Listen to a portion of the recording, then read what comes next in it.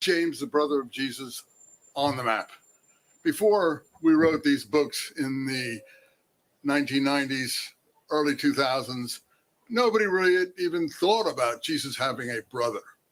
And what does it mean for him to have a brother? Well, it flies in the face of all Catholic and other Christian ideology, actually, because if he has a brother, then first of all, he is not supernatural. Second of all, Mary is not a virgin. And then it goes on and on and on and on. The normative Catholic response to this is, oh, he was only a cousin. He was a son by a different mother. Well, that is Jerome in the 5th century, 4th to 5th century. But actually, that's a theological response. There is no proof of that at all. All the texts speak of James, Greek name, Hebrew name Yaakov, but Greek name Jacob, Jacobus. But he's also always called the righteous one. All the texts speak of James the Just. I don't know if you ever heard of that. James the Just. We get, I think, James from Spanish into English. So he's also called James the Just, James the Righteous One. And what put me on it was my work in the Dead Sea Scrolls. I'm somewhat known for working pretty extensively in the Dead Sea Scrolls, been out there, done a lot of archaeological work, and broke the monopoly on the scrolls, which was again controlled by the church, on the interpretation of these scrolls. Now, one of the problems in the interpretation of the scrolls is we always heard they were Essenes, but no one ever understood what an Essene was. They were supposed to be peaceful Essenes, basically contemplating their navels, if you like, out in the wilderness someplace. But if you read their doctrines, this is not a peaceful group. They are not a loving group. They don't love their neighbors. They hate the sons of the pit. They're not turning the other cheek, and they're preparing for the final apocalyptic war against all evil on the earth. Now, how are they going to win? There's actually a war scroll outlining this. How are they going to win this final war? They're going to have these desert camps, and they're living in desert camps. And in the desert camps, the sectaries, if you want to call that, are practicing absolute purity regulations according to Hebrew law. Why are they practicing absolute purity regulations? Because they're a holy army and they have a secret atomic weapon. The secret atomic weapon is the holy angels.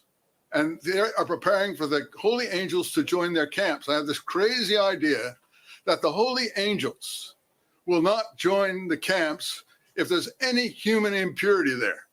So there cannot be any sexual intercourse, any wet dream at night, anything of that kind. And everything has to be perfectly pure. No women, unfortunately.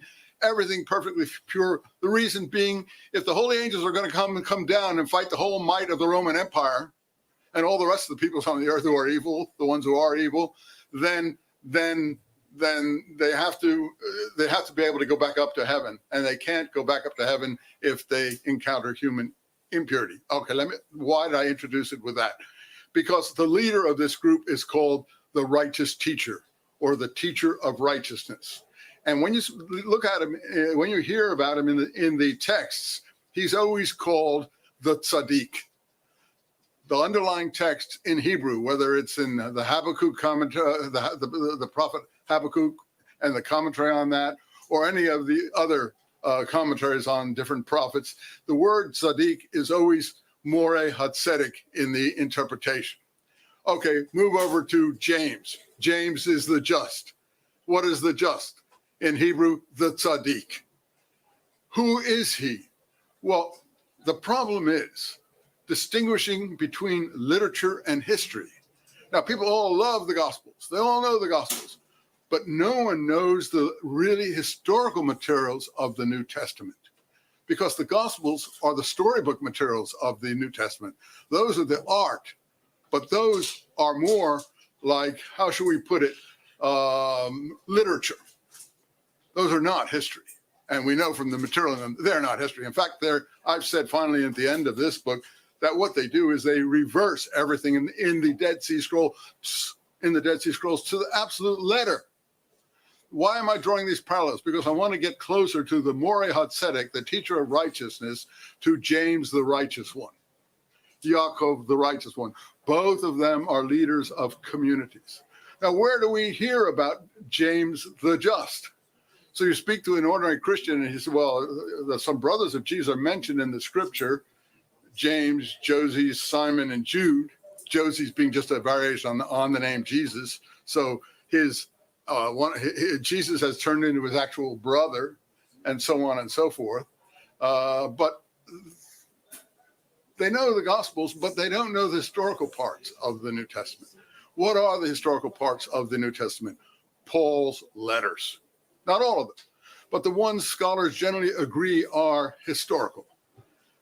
Which one?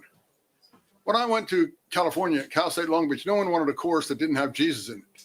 So I ended up teaching courses that I didn't know anything about because my dissertation was on Islamic law in Palestine and Israel. So we had to teach, mandated by state law, 4 courses a term, 8 courses a year.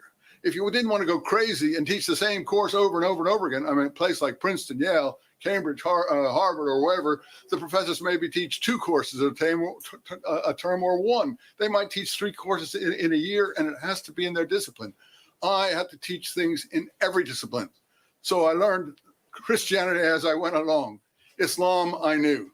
Judaism, I began teaching Old Testament and so on, all the way up to modern Jewish thought and Zionism. All these are on YouTube, should you want to look at them, all the courses, 8 courses that I have taught. So one develops a certain breadth of insight and knowledge there. For instance, I can tell you, Muhammad knows James's instructions to overseas communities. You say, well, what are James's instructions to overseas communities? Where did these come from? Well, you'd have to read Acts and know that suddenly Acts 15, very few people really read Acts for themselves, the narrative changes. You go from a he, she, their history. And so you come to a thing where Jerusalem Council, where James, who has never been introduced in Acts, the other James having disappeared, James, the brother of John. Some people think he went to Spain and so on, but he was killed according even to the book of Acts, never got out of Palestine if he ever existed. He looks like a stand-in for the real James. Why are these stand-ins? Because the real James, the brother of Jesus, is so embarrassing. In any case, in the book of Acts, his instructions to overseas communities are abstain from blood, which is Hebrew doctrine, things sacrificed to idols, fornication, etc. If you look at Islamic dietary law and things that carrion, things that have died of themselves or have been ripped by other animals. If you look at Islamic dietary law, it's exactly the same. Abstain from blood, carrion, etc., things sacrificed to idols, and this kind of thing. They've picked up James's instructions to the letter. Why hasn't Christianity? Because Paul attacks them viciously in his letters. Now, people don't know these letters, so they don't know that Paul is full of envy, anger. He actually, I don't know how to say it, he actually hates James. But we wouldn't even know James existed if we didn't let's take Galatians. Galatians is the key letter. Almost no Christian I've ever met who's not a professional person has ever read Galatians for themselves. And if you read chapter 1, there it is. Paul says he went up to Jerusalem after his first inspiration, and he saw no one but James, the brother of the Lord, and Peter. And then in chapter 2, he says, these super apostles, not that their importance means anything to me. And in the meantime, he's down in Antioch, which is probably not along the coast, but in northern Syria. And what's happening there? He says, the representatives of James, i.e. James, the brother of Jesus, came down. And Peter, who used to keep table fellowship with Gentiles, I'm not saying you should or you shouldn't, but according to Hebrew dietary law, you wouldn't be able to, stop keeping table fellowship with Gentiles. And Barnabas followed him in this hypocrisy. He actually calls Peter and Barnabas hypocrites. Augustine in Northern Africa wrote Jerome in the 5th century and said, how dare Paul call Peter a hypocrite? Well, Jerome wrote back and said, there are some things we shouldn't answer or cannot answer. And that was the end of that particular question. But then, so Peter stops keeping table fellowship with Gentiles. But the point is, Peter defers to James. So it's clear Peter is not the leader of the early church. The leader of the early church is James. I've only got a short time here, so I want to just compress things a little bit further so we can get to questions and things like that. But just to move on, and that's what I say, you must read Galatians for yourself. You can't have someone else read it for you. You can have your priest, minister, or anyone else. You have to read it for yourself and see you're dealing with a pretty nasty piece of work here. Someone who is not full of love. Where does it come out? Chapter 4 of Galatians. The representatives of James come down to Paul's communities, seemingly in Galatia, and they want to circumcise his communities. In the earlier chapter 2 of Galatians, he calls the some from James those of the circumcision. He wants to and Paul says, in response to these people coming down, whose importance means nothing to him, I wish they would themselves cut off. You look, it's there, meaning I wish they would their own gonies cut off. Now, this is a very nice fellow, a very tender-hearted, loving fellow. So what happens? How do we know there's, in the last part of Acts, that there's any proof to all of this? Go forward from Acts 15:16 to James's instructions where we first meet him and he's not introduced, to Paul's last visit to Jerusalem. He comes up, and we're in the we document. Probably Luke is writing this, and they got it from some sort of memorandum he's been keeping. He said, we came up to Jerusalem, and Paul went in to see James to tell him of all the wonderful things we've been doing overseas. And then James responded, this is our James. He's the head of the church. Nobody knows it. He's the head of the church. So James responded, but you see, Paul, we've heard that you've been telling everyone overseas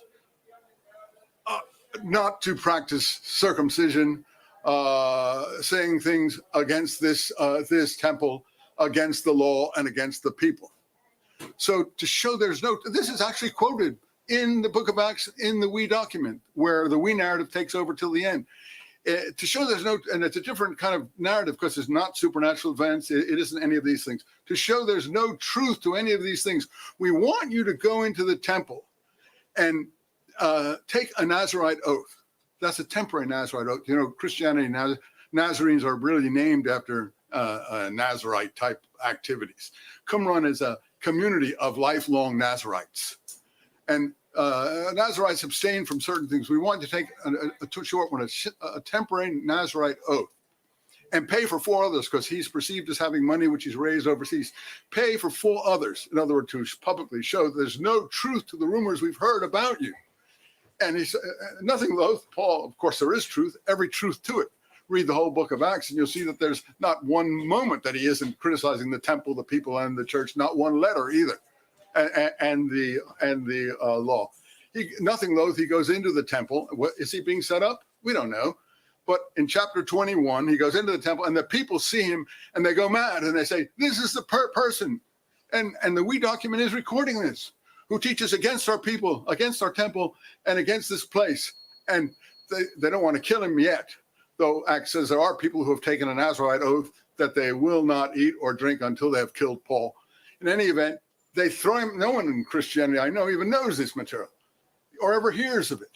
They throw him out of the temple. So first we have a James, then we have the leader of the community. I already told you we have a James, we have a righteous one who's the leader of the Qumran community. They throw him out and they bar the door behind him. That's actually said. That's in the scrolls too, about barring the door against wrongdoers. What happens? Roman troops up in Antonia in the towers come down and rescue Paul. So that's been obviously prearranged. And what happens? They set Paul up before the crowds and they make the crowds listen to a lecture from Paul. And then they take him down under protective custody to Caesarea, the Roman administrative center. So they're protecting him from these, whoever wants to, well, shall we say, dispose, get him, whatever. And this is all in the second part of Acts, the more historical part of Acts. So this is the difference between history and literature. Literature is, something else. And most of the literature we're talking about was written in Rome or Alexandria by Greeks. That's why we don't have any Hebrew versions. So we're getting a kind of literary propaganda, the Gospels, no one in Palestine spoke this way and was crucified. There was probably a crucified person. Paul says the only thing he knows about Jesus, which is funnily enough, is that he was crucified. So if he was crucified for revolutionary activities. But the Gospels are anxious to show, oh, no, this is a rumor, a lie that the Jews are spreading. And Pontius Pilate actually doesn't want to do it, but the Jews force him. But what do we know about Pontius Pilate? Philo goes to Rome in the same period, Philo, the Jewish philosopher in the 30s. And he tells us that Pilate was removed because he was the most violent, unjust, bloodthirsty governor that the Romans ever sent out to Palestine. So square those things if you can. You can't square them. And you see what's being done, a total reversal of history.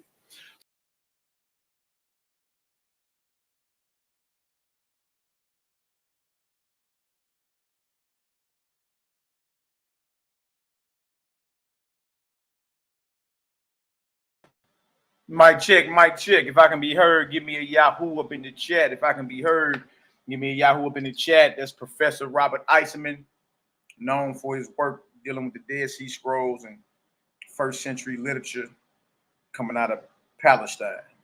Check him out. He got a plethora of videos and all that. Got a plethora of books too. I got a few of his books. Pretty interesting. Okay, I can be heard. All right, all praises. Blessings, family. All praise to the Most High for ever led the teachings of Yeshua HaMashiach in the hearts and minds of all my brothers and sisters. You already know. Clip up, bless up. The war drums are beating. We want to give thanks and praise to the Most High, man. We still got the breath of life. We still above ground. Y'all see that? And as long as we got the Most High with us, then, you know, there's another opportunity to go ahead and be great out here. And handle business and handle up like a son or a daughter of the Most High. So abundant blessings to all you brothers and sisters. Bless up. All right, we're about to get back into some more of the historicity of the Nazarene and Essene literature. We're going to see how far we can get today. If not, it'll be a part 4 because we got more. We got testimony from men like Jerome, Gennadius, Origen, Irenaeus, guess appear you all these so quote unquote who you hear about church fathers or church historians, right? But all of them live like after Messiah and disciples was out here, you know what I mean? But we do have testimony going back 1900 years, some 1800, 17, 1600 years of it being acknowledged even off the mouth of those who profess Orthodox Christianity. That the Nazarene way of living is what the Messiah and his movement was about. It was about a total different code than what was accepted at the time as Orthodox. And that's what you see in today. The Orthodox, whether it be so-called Catholicism, Christianity, or whether it's the Hebrew Israelites, our nation, the orthodoxy is threatened, just like in the days of Yeshua HaMashiach. You understand? It's the same thing. Same thing. Judgment is like a ring. So you heard the phrase before, what goes around comes around, right? What tells you that in the Apocrypha that the judgment of the Most High is like a ring. You see that? So we're going to get into some of this. And the reason we going back over this, I brought all this out last year, but we're going to go back over it and slow roll it. There's a lot of brothers and sisters coming in asking questions about the Bible. You understand? How do we handle up? How do we deal with, how you say, the Sabbath? How do we deal with 613 Torah laws? Or do we follow the teachings of Messiah? Is there a Messiah? Like, it's a lot that come with it, man. You know what I mean? So you hear people a lot be like, man, I've been in the truth this long, but not really realizing that the truth is one truth, right? But there's many levels and many sides to it. Many levels and many sides. Tell you that in the gospel of the Nazarenes and tell you to stop bragging. You feel me? For example, he healed a blind man, right? As soon as the blind man, this is in the gospel of the Nazarenes, right? He healed a blind man, right? And blind dude got the clowning like I can see everything now. I done saw it all.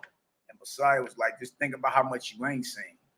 You understand? So don't, you understand, coming to a level of enlightenment and then you start bragging as if, you know, you the big muckety muck. You done seen it all. He's like, think how much you ain't seen, boy. Your eyes just got open. Think about how much you ain't seen. Same way. He healed a deaf man in the gospel of the Nazarenes, right? He unstopped this man ears. He come up out of his deaf stupor like he done heard it all. I done heard it all. And he like, look, stop that. Think about how much you haven't heard yet. And that's how we got to start dealing. That's start dealing with the information, man, and what we call truth or truthful knowledge. We got to start dealing with that more humble. You understand? Meaning like we shouldn't be out here bragging like we done seen it all and know it all. That shouldn't be what it is, y'all. This is just information. You dig? If what you standing on is solid, bring it to the table and let's chop it on up. That's why we're putting together the Battle of the Holy Books. All right, shalom to all the family in the chat. I see y'all in the building. Anna, my beloved sister out of Texas, bless up. What up, Anna Nails? All praises. Abundant blessings to your family. My Sila Shalom, bless up, Ak. Blessed up to my brother Sila Shalom. Y'all go check my Ak out, man. Highly controversial. Hey, but I love the spirit on the brother. I'm gonna keep it solid with y'all because he with it. Like he with it. He ain't hiding. He ain't ducking. What he's saying, he with it. So whoever got a problem, you did. Come on with it. Reach out. Let's get it done. Don Yehuda, Scorn Black Man podcast. Abundant blessings. Love the work y'all brothers doing out there. I bless up. Yafa, what's going on? She Brew, bless up. Fritz, Foxwell, my beloved brother. Robbie Dobson. Who else we got up in here? Yah-Ray, Yah-Dread, Nazir, my beloved Cali brother. Bless up. Essene, Nazarene, Lemuel, my beloved brother. What's the word, King? Bless up, bless up. Who else we got over here? Watchman Baruch, my beloved brother. What's the word? I was just matter of fact, I'll probably send you something as soon as I get off the live. All right, Ira Stevens in the building, my beloved, another Texas sister. Bless up. Cornell Davis, my Cali brother. Jonathan Von Ryan, Yahoo. Joseph Evans, my beloved brother. Malhalia Yasher, my beloved sister. Bless up. Love to see y'all in the building, man. Lion of Yah, that's what I'm talking about. All right, let's get to it. I'll share some of this. We ain't around here tiptoeing through no tulips or nothing like that, but let's get into it, all right? Nazarene edition, part 80. Nazarene edition, part 80. All right? This is part 3 of the Historicity of the Nazarene Saint literature. Cornell Davis got a question. My question is, after Jerusalem was totally destroyed in 70 AD, how did these churches survive when all Jews was banned from coming anywhere close to Jerusalem? That's a excellent question. You got to get, man, look, I'm going to tell y'all like this. Show y'all what I'm reading right now. Start connecting a lot of these dots out. Good night. Y'all need to check that.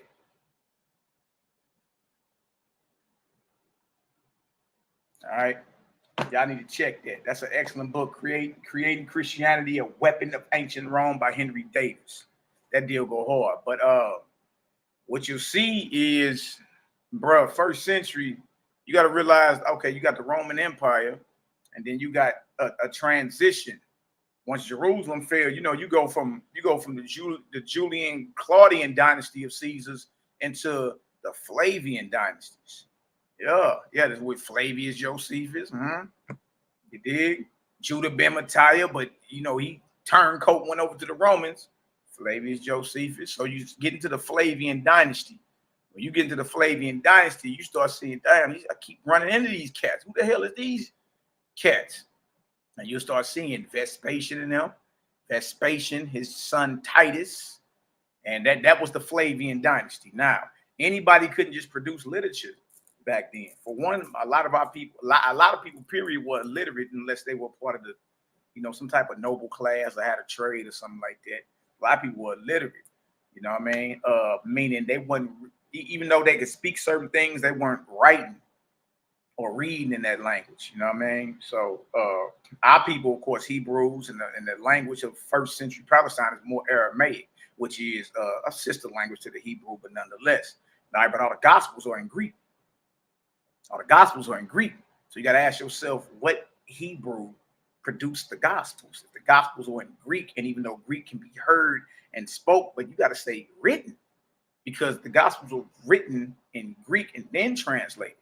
You see what I'm saying? So it's a lot of history behind it. What you want to get into is who was the ruling family of Caesars at the time, who has the ability to produce literature on a mass level. All right. What happened to the scrolls when Jerusalem went down? What happened to all our Torahs and everything? Torah, Talmud, Mishnah. What happened to all our literature and scrolls when Jerusalem was conquered? Was everything burnt, or did they take our stuff? We see that Archer Titus in Rome, they got our menorahs and everything. What else they have? What else they have? What else they take? They just took the menorah. What else did they take out the temple and take back to Rome? Is it possible they took back to Rome the very written Torah that everybody is claiming now? Is that possible? They raided Jerusalem, leveled it to the ground, burnt the temple down, but what did they take with them back to Rome? What did they take with them? Just a menorah? They just don't. So this is all they took. But remember, the menorah was in the temple. What else? Yeah, your literature. You understand? Your histories. Because one thing the Negro ain't figured out is this. And what all the ancients knew, if you're going to rule a people, you got to study them. You know what I mean? You got to study these people. If you're going to rule them, well, how do you study them? Think about it. All right, so who do the Flavians got in their court that is very familiar with the Hebrew literature and culture? Huh? Flavius Josephus. Huh? What about the Herodians? Ain't nobody bringing them up no more. And they were the tax collectors for Rome, fronting like they was Israelites. And the Herodians that took over everything, the king's seat, the priesthood, everything. See, you really got to get into it. Once you get into it and study this thing from a historical point of view, you'll start seeing like, damn, dog, what is really going on here? And for the record, you know, I'm messianic to the bone, Gristle. I mean, I follow the teachings of Messiah. It don't matter what I read. You know what I mean? Like, I'm not scared of history or information. Whatever I read is what I read, because I don't make a move anyway unless it resonates with my spirit. So it don't matter what nobody else got to say or what no book. I read it, and if it resonates, like, oh, you know what? I've been looking for something like that. Makes sense. Then I'm gonna look further into it. If it don't resonate with me, I don't even deal with it. I don't even deal with it. I treat it like it's dead. But we can't be silly and act like Rome didn't take our records. They just took the menorah. That's all they took. They ain't take nothing. They ain't take your gold, your silver. They didn't take your Torahs. They ain't take your records. They ain't take none of it. You see? See, so you got to be real with yourself. All right, ask yourself about the ruling Caesars, and once you understand that, then you trip off Flavius Josephus. Like, hold on, and then trip off this. Flavius Josephus is a Hebrew, supposedly, but guess what he tell Vespasian? That Numbers, the 24th chapter, the prophecy of the Messiah is him. It's Vespasian Caesar. Look that up. All you gotta do is look it up. Type in Vespasian prophesies. Josephus prophesies about Vespasian being Caesar. And then he said that the Numbers 24 prophecy is about Vespasian. It wasn't just Josephus said it. Rabbi Eleazar, some Talmudic cat, same thing. They snuck him out of Jerusalem in a coffin. And he went and hollered at Vespasian, was like, look, all this got to do with you. So these men knew that the war was about to be lost to the Romans. So then they trying to get in good favor with the Romans. But these men, a lot of them are allowed to be a part of Caesar's court. You know what I mean? Be a part of his court historian. Record records and record literature. So you got to, pay attention, man. Pay attention and understand what's really going on. And then you can say, okay. Then you can make a right decision out here. Not be caught up. Right, Prince Yehuda, Numbers 24 about Vespasian. That's a damn lie. Absolutely. Absolutely. But nonetheless, the historian that we all read said it. And a famous rabbi in the Talmud told him the same thing. So that's how the Flavians would have had any type of history or knowledge about the Hebrew culture or the Israelite culture in our history, because they had sellouts in their court. What you mean? Then don't forget about Philo of Alexandria. That's another, the Alexanders. That's another. It wasn't just the Herodians that was rich and down with Rome. You got the Alexanders that was in Egypt. That was a high prominent Hebrew, if you want to call it, Jewish family and whatever. And all of them was in league with Rome. Every last one of them. That's how. Because it was sellouts amongst y'all. You know what I mean? The aristocrats, the nobility, not the brothers that was in the mud getting it. Not us. The aristocrats amongst us sold us out. Huh? Sound familiar? That ain't nothing new. That's been happening. You see what I'm saying? So you really got to, you know, listen to the voice of the Creator, the Most High, because He's been speaking to every last one of y'all since before you can remember. You know it. I should have followed my first mind, my first voice. Bro, that's the voice of the Most High talking to you. He speak through your soul. Do it this way. Move like this. Watch out. That ain't me right there. See, so once you know the character of the Most High, then you can properly move and maneuver and navigate through these murky waters, no matter what you read. You know what I mean? You're going to read stuff in her that don't necessarily agree with what's in her. Huh? We ain't fronting like, you know, everything is, you know, or what don't agree with what's in her. You see what I'm saying? So it's always been for you to use your mind and navigate through this, man. You know what I mean? You got to know how to navigate through this thing and listen to the voice of the Creator, the Most High, period. Right? Follow the teachings of Yahshua of Nazareth. That's all you got to do, because He taught the higher way of the Father, the Creator. He taught that. You understand? That's how we rock. And you keep it like that, yeah, look, you'll be all good, man. Yeah. The Herodians were Edomites who hated Jews. Exactly. But they had the control, though, Cornel Davis. They had the control of Jerusalem. They had the power. They hate Yahudim, but they got the power. He on the king's seat. They got the priesthood. They did, and they're Roman tax collectors. So they're part of the court of Caesar. You see? Yeah, but even with Clementine, exactly. The Clementine, I definitely an excellent read, but it's still out the house of the Flavians. It's still out the house of the Flavians. You dig? But it's an excellent read, man. It's an excellent read. You dig? But it's still out the house of the Flavians. When you look at the gospel, I mean the Nazarene Acts, the book that I got up for the thumbnail, Clement, when you look inside the book, it tells you from the journal of T. Flavius Clement. He was out the same family. But I got to keep it real with you. The Clementine literature or the Nazarene Acts, the Nazarene Essene literature is off the chain.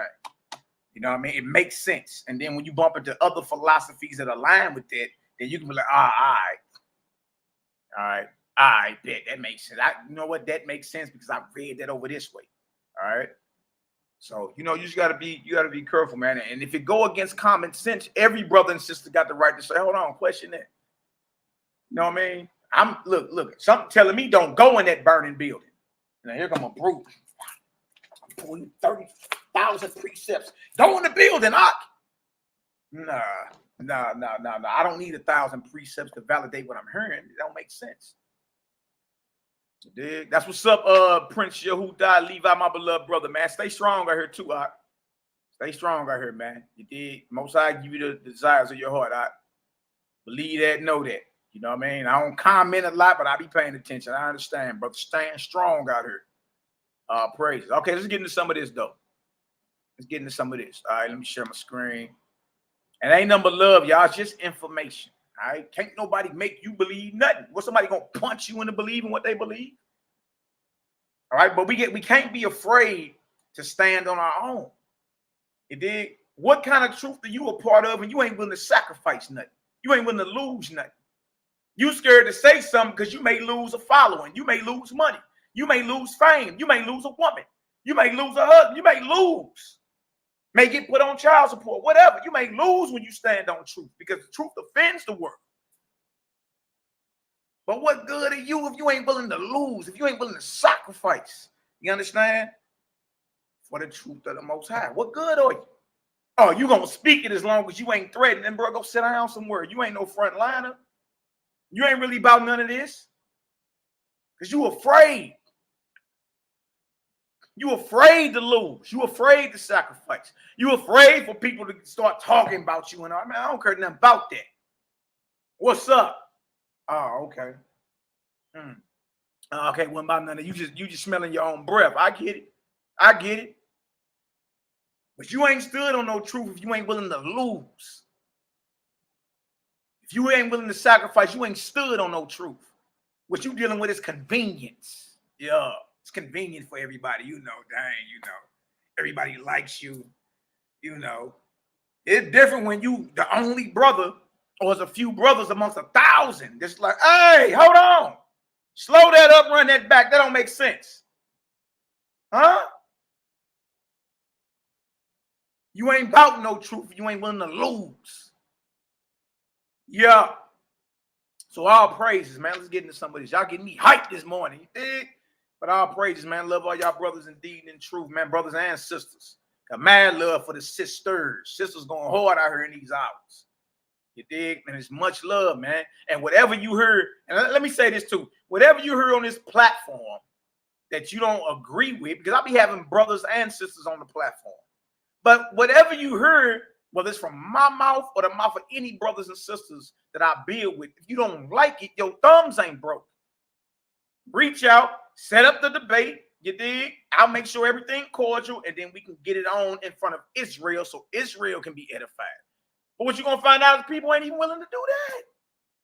They ain't even willing to do that. You just want to run your mouth. Let's get it. You dig? So regardless, y'all, I mean, however it come out, I love y'all. It's just information that Israel need to see in these hours. Because every last one of us know what? We still got questions. You've been in what we call the truth for a while, some longer than others, but you still got questions over certain stuff. Stop it. Stop it. Certain things still don't sit well with you. Like, nah, hold on. So in a quest and search for truth, you got to be willing to shed old stuff. You got to be willing to shed dead weight.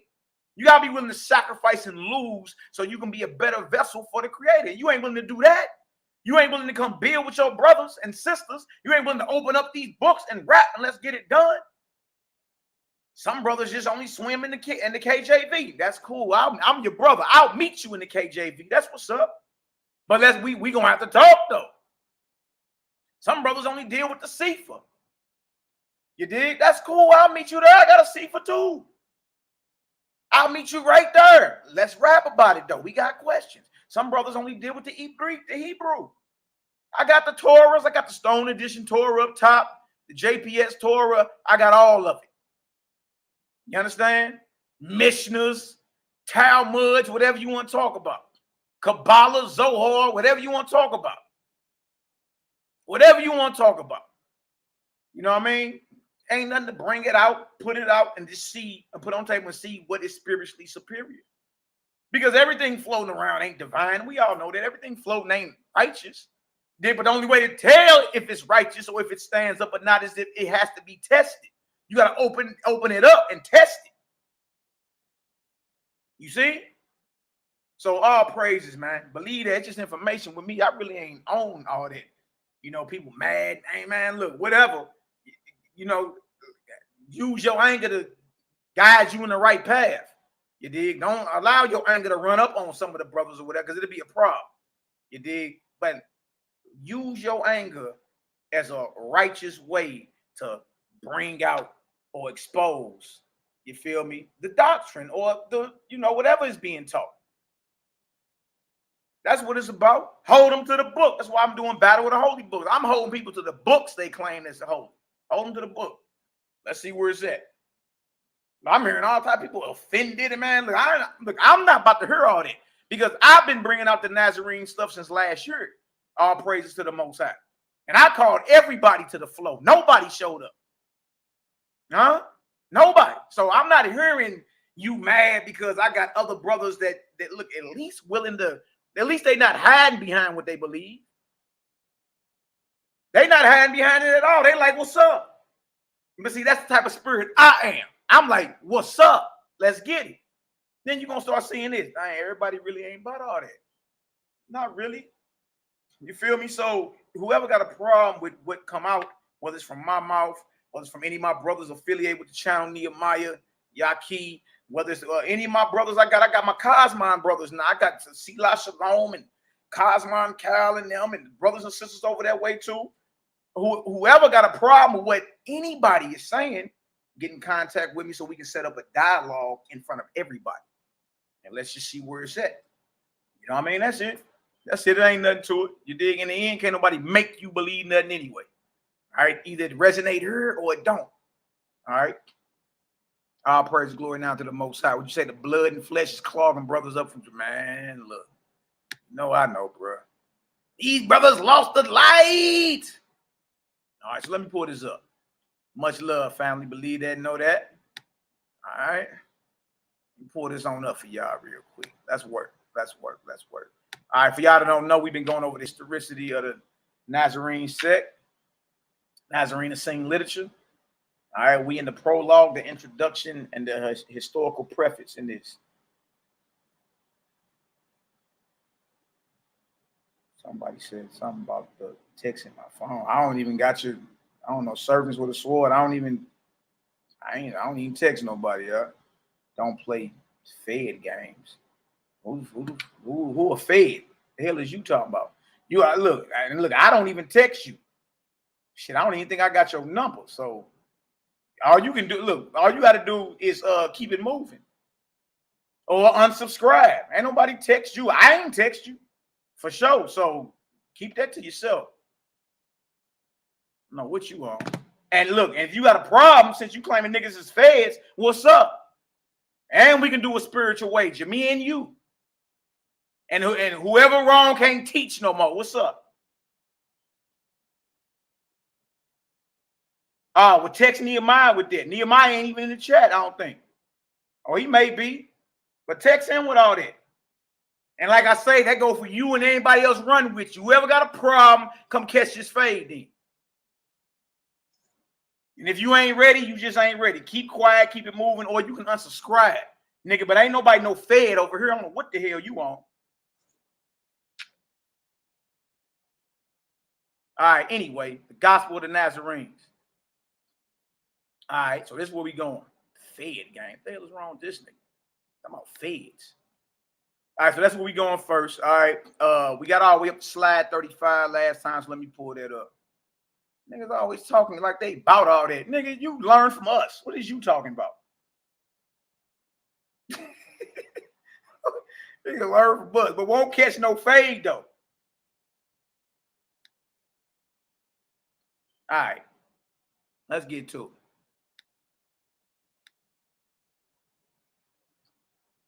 Or go call your elders.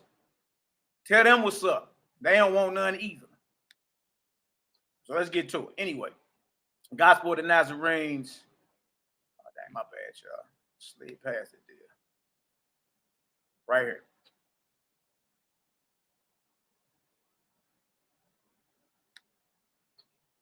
All right, the gospel of the Nazarenes, prologue, historical context. Yeah, let me know when you're ready to catch that fade since you got a sword. You got a butter knife. Tell me you got a sword. Anyway, gospel of the Nazarene, prologue, historical context. All right, so we ended right here last time. All right, so right here it says, if nothing else, what this proves is that as late as the mid-17th century, I don't know nothing about no federal. I'm just federal. That sound like some that sound like some shit your elders made up. Talk about I'm federal. Anyway, if nothing else, what this proves is that as late as the mid-17th century, an Aramaic/Hebrew original or some derivative thereof was still in existence. Most importantly, the quote from Scotus can be found in chapter 5, 9 through 10 of the Gospel of the Nazarenes, more or less. So then look at this. Yeah, we can talk face to face. Put it this way, we can go live face to face. And look, put the wager on it, Ed. If you wrong, you got to come to class. You can't teach nothing no more. You got to shut that whole thing down in Indiana. Let's do it like that. And if I'm wrong, I'll shut down in humility down. You ain't got to block out. No, don't block him. But he ain't ready, though. He learned from us. He ain't ready. Trust me. And he ain't got no sword. Now, look at this. Church fathers, anti-Nicaea and pro-Nicaea. So before the Nicene era and during the Nicene era, church fathers, scholars, and historians from Papias, look at this, lived in 110, disciple of John the Apostle, to Sedelia Scotus in 1660. You feel me? You see this? So that right there is over 1,500 years. All mention the Gospel of the Nazarenes by its many different titles: Gospel of the Hebrews, Ebionites Hebrew, and a Hebrew Matthew. You see that?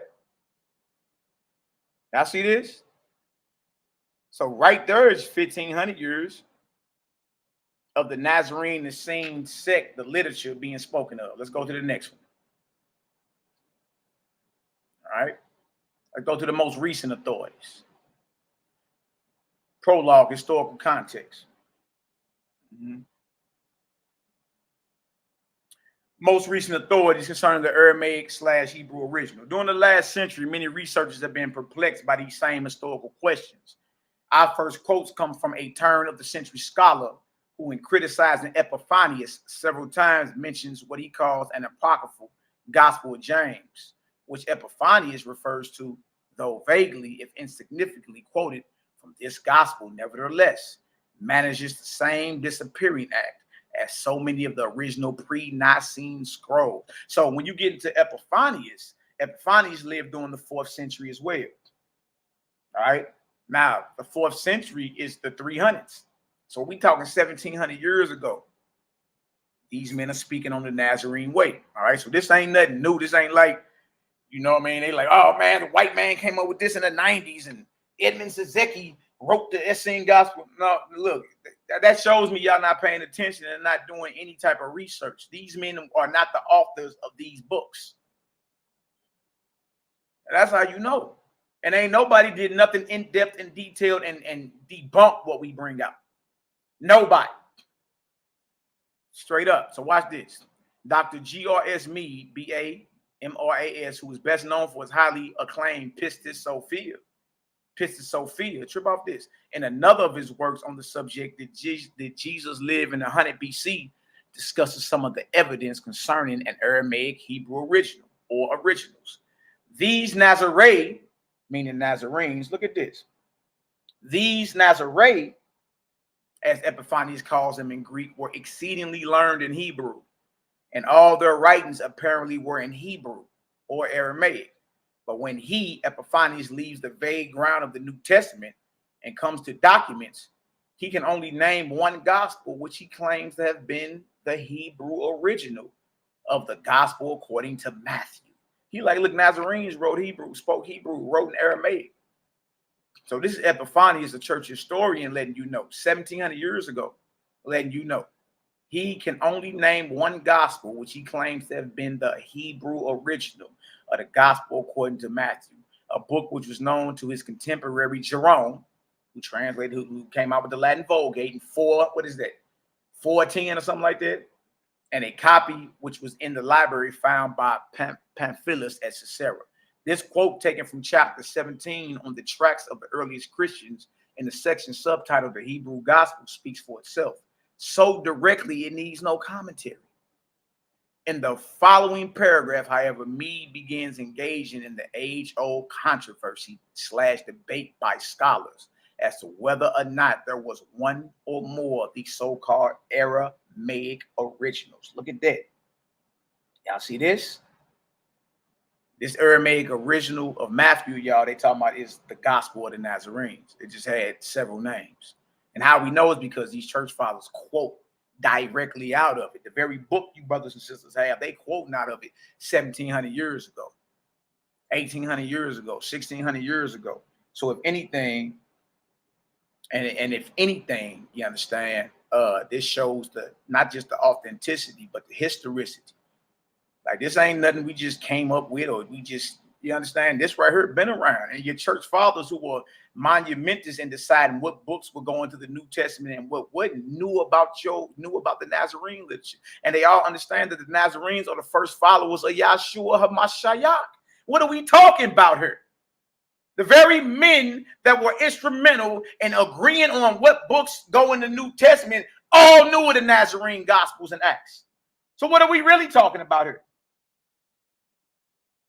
Huh? What are we really? They know, even though they didn't agree on it being in the Bible. Yes, the New Testament was something that was agreed upon.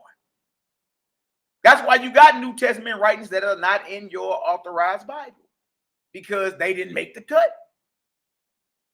You gotta ask yourself, who are these men and who gave them the authority to agree on Hebrew records? And what is canon and what's, you feel me, heretical? What gave them the understanding on that? Who gave them the authority on that?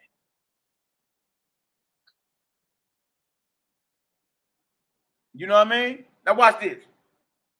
It says right here. It says, I'm going to say it again. He can only name one gospel, which he claims to have been the Hebrew original of the gospel according to Matthew, a book which was known to his contemporary Jerome and a copy of which was in the library found by Pamphilus at Caesarea. This quote taken from chapter 17 on the tracts of the earliest Christians and the section subtitled The Hebrew Gospel. Look at this. The Hebrew Gospel speaks for itself so directly. It needs no commentary. In the following paragraph, however, me begins engaging in the age-old controversy / debate by scholars as to whether or not there was one or more of these so-called Aramaic originals. Next slide. Referred to by Epiphanius and Jerome, and which the later translated into Greek. So Jerome translated the Gospel of the Nazarenes into Greek. Look at this. But what was the original language of the Gospel of the Nazarene? It was Aramaic. Or Hebrew. Aramaic being the sister language of the Hebrew, you know, man. But look at this.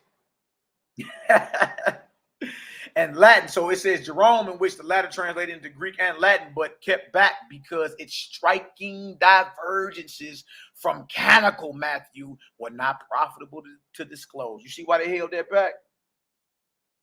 You see why they held that back? The canonical Matthew, y'all, is the Matthew that's in the canon. It's the Matthew that the authorities agreed upon to be in the Bible. But Jerome and Epiphanius kept back this Gospel of the Nazarenes because of its striking differences, divergences from canonical Matthew were not profitable to disclose. To disclose the Gospel of the Nazarenes. In other words, the Hebrew Gospel or the Gospel of the Nazarenes is a threat to orthodoxy. It's a threat to mainstream Catholicism and mainstream Hebrew Israelitisms. Because the Nazarene gospel has striking differences from what's in the canon. Y'all understand so far? Give me a 9 up in the chat. You know, we ain't trying to lose nobody. Bless up. Trying to lose nobody. Bless up. King Kong Buddha, Yehuda B. Let Negro know I ain't no damn federal agent. Negro, please. Hey, look, if anybody want to see my discovery, when I got jammed up, my bros and seen it. I had a 100-page discovery. What you mean? Shit, them bastards did they homework on me. Is they looking at you? What you talking about? Them bastards came at me like I was raising up a mini Taliban around St. Louis. My motion and discovery 100 pages, Jack. What you mean? And ain't nobody in my paperwork snitching. Nobody. What is you talking about? Shit, they did their homework when they came for honor and humility, boy, and we still here. What this nigga talking about? A federal agent. Boy, you sound crazy. Anyway, yeah, I see you still listening. All right, now watch this. Not profitable to disclose, ? Not profitable to whom? The church, naturally, because it challenged the beliefs crafted in the Nicene Creed and jeopardized the authority asserted by its creators. You see this? You see this? Oh, yeah, DC Sniper, you know what it is, man. Guppies can't swim with the sharks. You already know. The church, naturally. So when he was saying it's not profitable to bring out the gospel of the Nazarenes because it wouldn't profit the church. Naturally, because it challenged.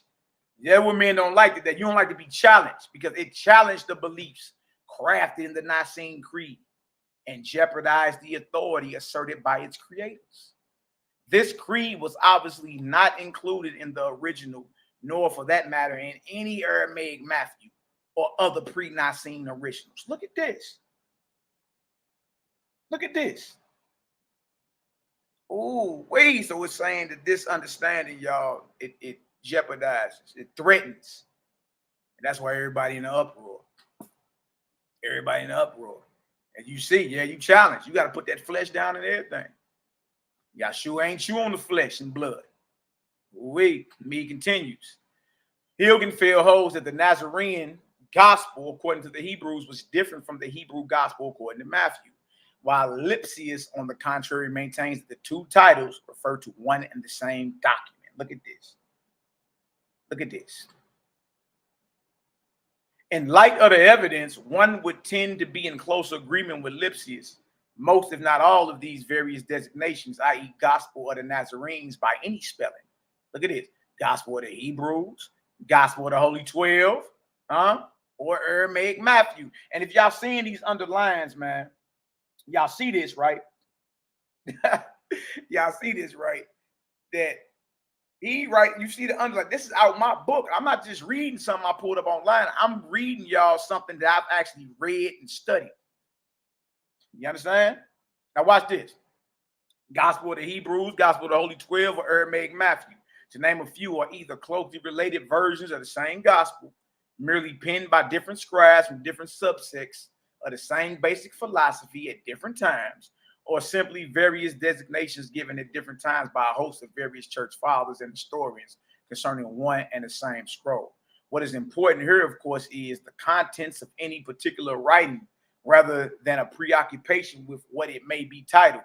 The essential point is the fact that the beliefs or philosophical views of these Nazarenes and other Essenic offshoots, as was, trip off this, substantially proven in the multiplicity of quotes from their own writings above, coincide with each other. Look at this. Look at this.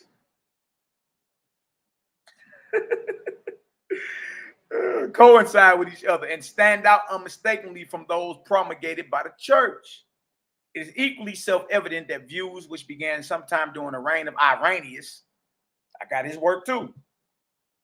Look at this.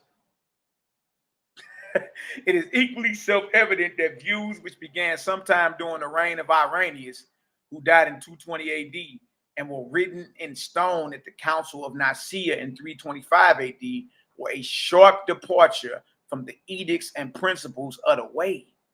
The way is what Yahshua taught. Letting you know, all the church historians, all this stuff they forming after Messiah, that's a sharp departure from what was going on in Jerusalem.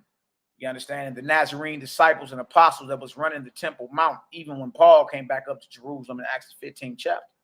They had control of the entire Temple Mount. You see, so it's saying that what was written in stone, the Council of Nicaea, is a sharp departure from the edicts and principles of the way as espoused by the original Nazarene movement, whose leadership was passed on by Yahshua to his brother Yaakov, James, and Shimon Kephas, Simon Peter. Look at this.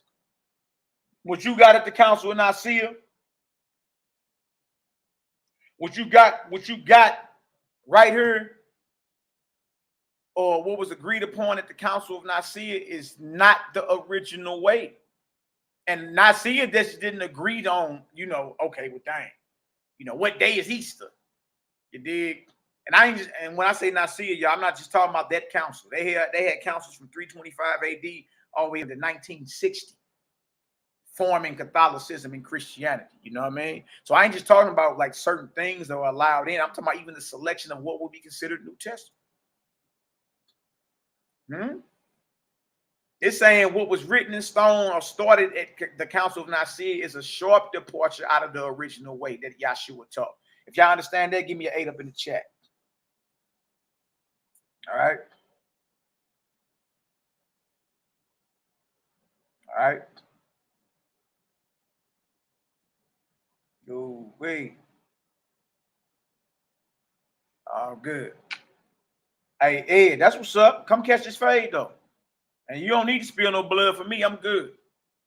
But come catch this fade. Pull your sword, and let's go ahead and get this spiritual blood flowing. What's up? Once you've been to study something, well, come on with it. Since you disagree, Line it on up. Yeah, the last one was like 68, something like that. But just like most cats, man, everybody run their mouth, bro, but they don't want to get down, That's my thing. Let's get down. All right. Now watch this. The Nazarene gospel belongs to an early stage of evangelical literature. Scholars believe that it was earlier than the canonical Matthew. There it is. So when I came out last year and was like, look, man, the gospel of the Holy 12 or the Nazarene, that's older than your New Testament that you have in your Bible. Boy, these Negroes ready to hang me off the Gateway Arch for saying that. Dang. That's what it do. You know what I mean? But hey, we still here showing and proving. 80 Nazarene editions in, and we still going. So all praises to the Most High. If what we was talking about was of our own, we'd have been ran out of gas. All them cats talk crazy about it. All them ran out of gas. I talked to one of them a couple months ago. He straight told me, like, hey, you did call all us out and we didn't show up. I said, yeah, well, the offer still stands. The offer still stands. What's up? Oh, okay. I'm going to go gather up a few more misfits and get back to you. And he never did. The people he named, I'm like, come on, you know, they not even ready. What is you? You know what I mean? So look at Lisa Edwards. Look at them notes. I do that with our books too. Yeah. I got to, you know, I always put my marks up in there. Y'all know what it is. All right, so this is telling you right here that the Nazarene literature is older than your canonical Matthew. That's what they agreed on. All right. It's interesting to note that Jerome, who accepted the view prevalent in the early church that St. Matthew's gospel was originally written in Hebrew, was at first disposed to think that in the Nazarene gospel, he had discovered the lost original of the canonical book. One of the most important of the non-canonical writings he found it in use among the Nazarenes in a Hebrew Christian community in Syria. It was written what? In Aramaic. And y'all, this is in Jerome time. Jerome lives in the late 300s or mid 300s to the early 400s. So we talking about what? Mid 4th century, early 5th century. All right, y'all, we talking 16 to 1700 years ago. And the Nazarenes are still in effect. And Jerome, a church historian, knows about them. And guess what he's saying? It's written in Aramaic.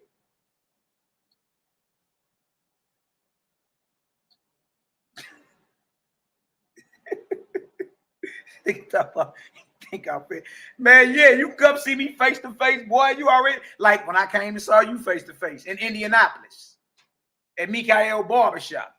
Nah, absolutely. It ain't nothing to get down face to face. And we can get it done.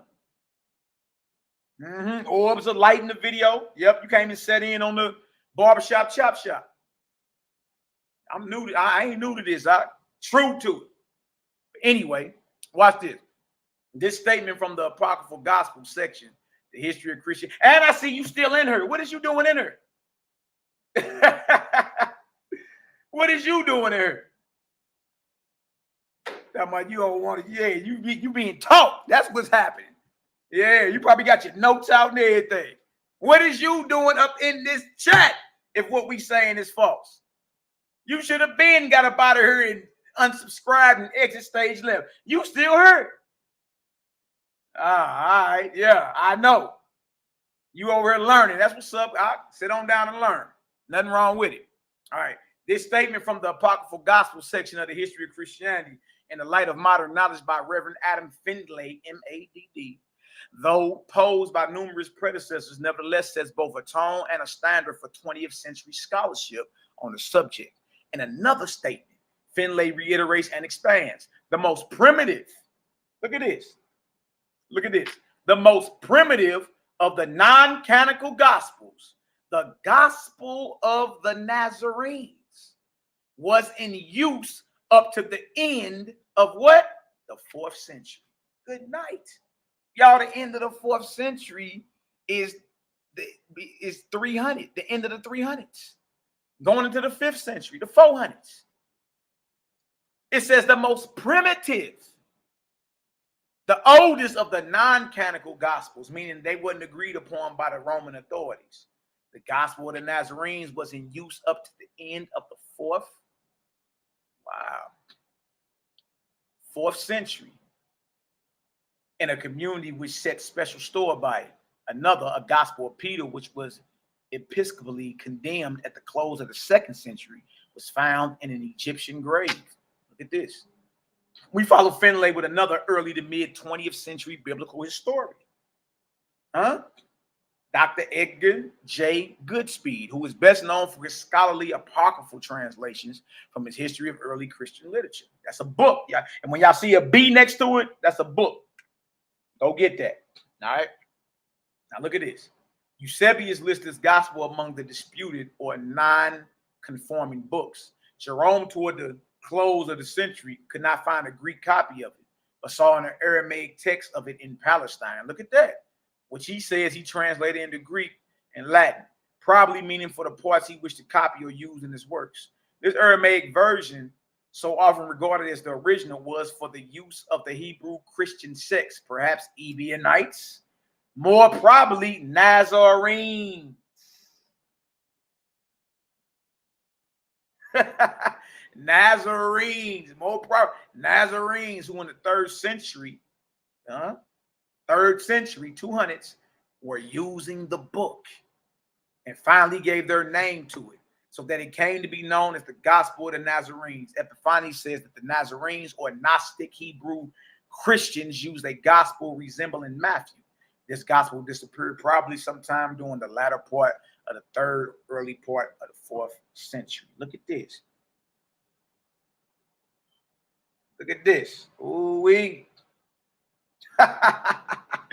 Ooh-wee. Look at this, boy. So we can throw out the window all that madness, me and talking about, we got this from the white man, and man, look, stop all that. But look, this is what I will tell you. It ain't a piece of book or literature nobody is touching in this earth that a white man had his hands on. Say it again. There ain't a book or a piece of literature in this earth, especially if you're talking about spiritual matters, that the white man ain't had his hands on. Name it. What you think? The Bible? You think? So you are going to tell me the white man didn't have his hands on the Bible? Stop it. We all know better than that. We know better than that. So even the excuse, the white man, look, go pull it. Was you going to pull a Strong's Concordance, just James Strong, or white man? Was you going to pull a King James Bible? Well, King James may have not been a heathen, but you think all the translators were mysteriously Hebrew Israelites from the 4th tribe of Yahudah? And if so, that's the same king that sanctioned the slave trade. Stop it. So regardless of the fact who you call Europeans or Caucasians have had their hands on your records, what you gonna go get me the Rosetta Stone? What you gonna go get me the Medu Netta, or or even if you're translating Medu Netta, right? What reference are you using? Wallace Budge and them, or who? Maybe it ain't them, but you still using a reference to translate ancient works that don't come from no Israelites. Period. You see that? Now watch this. It is interesting to note that this is just about the time of the final tune-up to the Nicene reconstruction. The Nicene reconstruction of the original Gospels started in 325 AD. Notice it says reconstruction. So we can't act like what we have wasn't something that was agreed upon gradually. Yeah. Reconstruction. Because things got to fit. Things got to fit with the agenda of those who are ruling. All right? Now watch this. It says right here. It says, it is interesting to note that this is just about the time of the final tune-up to the Nicene reconstruction of the original Gospels, started in 325 AD. After nearly a century of turbulent apocalyptic debate, after nearly 100 years of turbulent apocalyptic debate, the correctors, look at this. Look at this. Look at this. The correctors. What are they correcting? The correctors finally agreed upon content and promptly added John's revelation. So you mean to tell me that Revelations wasn't even the last book in the Bible at first? And it was added, like it was agreed upon, or added as they start holding more and more councils. Think it's a lie? Go look up Codex Sinaiticus, the oldest existing New Testament that you have from the 3rd or 4th century. Go look it up and go look at its contents. It'll blow your mind. The last book in that New Testament, which is the oldest New Testament around. The last book of the Bible on earth is Shepherd of Hermes. Huh? Huh? Look at this. It's the correctors finally agreed upon content and promptly added John's revelation with his foreboding epithet. If any man shall add or take away from the words of this, hold on, y'all, of this book, it may also be of interest here to note that St. Jerome completed the Latin Vulgate in 405 AD. See this? Wait. We return here to Dr. Hugh Schoenfield in his quake-rendering best-selling seller, The Passover Plot, 1965. And y'all, these are modern people who are testifying about the gospel of the Nazarenes. We already went into the ancient. Easy work. And this is part 3 of this series. All right. Now look at this. Y'all in the chat talking that DC talk. Wait, hey, Slim. Hey, Slim. Boy, Nehemiah know about that, Slim. Hey, Slim. Anyway, let's get it. So this is a book written by Hugh Schoenfield, 1965. Since the find of a substantial collection of Gnostic manuscripts in Egypt, notably the Gospel of Thomas with its sayings of Yahshua, some of which were previously known from the fragmentary Oxyrhynchus papyri, the view has been strongly favored that part of this material derived from Hebrew Christian sources and reached Egypt from Palestine. There are links with the Nazarene Gospel of the Hebrews, which came to be regarded by some as the Hebrew original of Matthew. All right. The single issue has made a considerable impression on Dr. Schoenfield and led him to conduct further research, as in his next book on the subject nearly a decade later, The Jesus Party. Y'all need to go get all this stuff. Man, look, this stuff is some good reading. You know what I mean? He mentions or refers to the gospel in question no less than 20 times. To make a variety of different points, comparing it to the New Testament and the organized church, especially concerning their views of Yahshua's manhood/godhood. Look at this. Papyrus. All right. AD 110. We got the beginning of the 2nd century. Papyrus, right? Slim Mo Bob, yon. Hey, man, don't get me started, man. Boy, I about blew up. Boy, when I heard somebody from DC called Nehemiah Slim, boy, I ain't laughed that hard, boy, since I was 2. Hey, Slim. I say, oh, no. Oh, praise though, man. Hey, Shalom, Nee, what's the word, out? Bless up. All right, watch this. Papyrus stated that Matthew had composed the oracles relating to Yahshua in the Hebrew language, and that everyone explained them to the best of their ability. We are aware from Justin Martyr and others that such testimonia, utilizing the Greek Septuagint version of the Old Testament, were considerably added to by Christians, especially to confute the Jews. We follow up this quote from chapter 5 under Pontius Pilate with an earlier one from chapter 2, evidence in chief. Watch this. Watch this. We rolling. Hold on. Is that the right one? Yeah, that's the right one.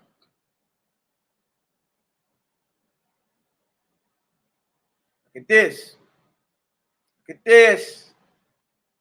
Got that book hit up, boy. All praises. I got word from my brother Yosef Evans yesterday about our brother that be in the chat, YAH'2613. Yeah, that bro coming home, man. That bro coming home at the end of this year after being down for like 17 years. So may the Creator expedite his delivery, man. Tell that brother we got a lot of work to do, man. I love to hear that brother's getting out that clink, boy. Ain't no place for none of the brothers and sisters. You know what I mean? We learn from Epiphanius that the Ebionite Nazarenes had their own Acts of the Apostles. Right. What do you think we read out of? Huh? Nazarene Acts of the Apostles. See that? Epiphanius 1600 years ago is on record saying, yeah, the Nazarene, them brothers, they got their own Acts. Wow. We learn from Epiphanius that the Ebionite Nazarenes had their own Acts of the Apostles, together with a work called the Essene of Jacob or James. That's Yahshua's brother. The contents of these books infuriated Epiphanius, like it infuriated these brews today. Infuriated Epiphanius. See, but Epiphanius is a church father who was instrumental in agreeing on what is considered canon and what's not. So he's saying this Nazarene understanding infuriated this church father who was all in with the Nicene Creed and everything. You see this? It says right here. It says right here, Bane. Infuriated Epiphanius since they gave a different picture of early Christian affairs to what was in Luke's Acts. So the church historian acknowledged that the Nazarenes had their own Acts, but it infuriates them because it's polar opposite to the Acts you have in your Bible. You see this? I want to make sure y'all getting understanding, though. If you're getting understanding, give us a 7 up in the chat. We ain't trying to lose nobody up in here. What you've seen is this Nazarene Essene way of living goes back, y'all. This is ancient. And this is 1st century. Now, Palestine was a war zone. That war against Rome during the 1st century was serious. Over 1 million lives were lost. 1 million. Between 66 CE of the Common Era all the way up to 73 CE. Over 1 million lives were lost in that war, man. That's serious. That ain't nothing to play around with. That ain't nothing you sneeze at. So the fact brothers are still in the 4th century out here, you know. But look, our Gospels and Acts are different than what the authorities agreed upon. See, we got a code. You understand? Our view of the Most High is he don't condone warfare and bloodshed. He don't condone chewing on animals. He's all about his creation. You want to learn about the Most High? You go outside and study his creation. You want to know more about the Most High? Study yourself. Study your anatomy. So whatever you read that don't line up with his creation, then you got to bring that into question. That's how the Nazarenes roll, because they learned that way and that methodology from Yahshua. You understand? They was totally against what the sacrificial cult was doing in Jerusalem. Totally against it. Totally against it. All right, now watch this. Watch this. It says right here. It says, Epiphanius elsewhere gives us the information that the Yahudim of Tiberias in the 4th century had in their archives the Hebrew Matthew, that's the Gospel of the Nazarenes, the Hebrew Acts, that's the Nazarene Acts of the Apostles, and a Hebrew book of John, apparently a form of the Revelation in the New Testament. Look at this. You see that? Look at this. Cal P in the building. Bless up, King. Kila Olam Kazdo in the building. Bless up, my beloved sister. Bless up. Bless up. Hey, that's right, Francis Peter. Spirits is still in total chaos behind that war. Spirits birthed into chaos. 1 million souls lost their lives during that Roman Yahudi war in 66 CE, between 66 of the Common Era to 73 CE. In a 6-year, 7-year span, over 1 million lives were lost. That ain't nothing to play around with. That ain't nothing to play around with. Now watch this right here. And finally, starting with the very first paragraph of chapter 29, Meeting Place. Look at this. Another book, The Meeting Place. The Nazarenes who were the Hebrew adherents of Yahshua. Look at this. Look at this. The Nazarenes who were the Hebrew adherents of Yahshua were still very active and flourishing in the 4th century AD. Look at this. Running around here talking about we just made this up. Why you think ain't none of these men stepped up and caught this fade yet? Look, guppies can't swim with the sharks. I'm going to keep it real with you. Most of them guppies. It just sound good when the camera catches them. It just sound good. Or you may have a whole bunch of followers and adherents, and y'all all dress up like the Boy Scouts. The Nazarenes are the first adherents to Mashiach because he was a Nazarene.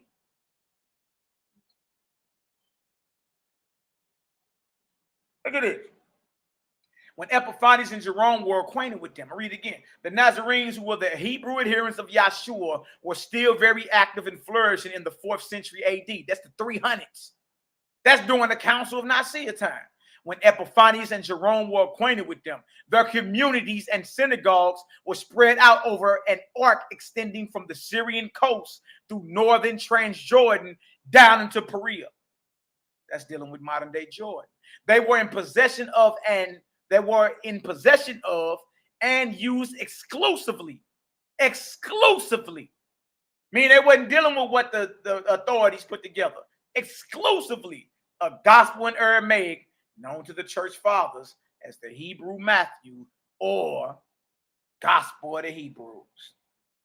See this? The Gospel of the Hebrews is the Gospel of the Nazarenes. Look at that.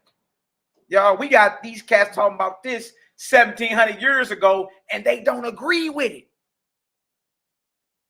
They don't even agree with it because it goes against what they all decided to go with. But nonetheless, they're talking about the Nazarene literature. They're talking about the Nazarene sect. They're admitting it's older than what they put out. They admitting the Nazarenes, Ebionites, and Essenes are the original Hebrew followers of Messiah. They admitting this stuff. Wow. Wow, but we made this up, though.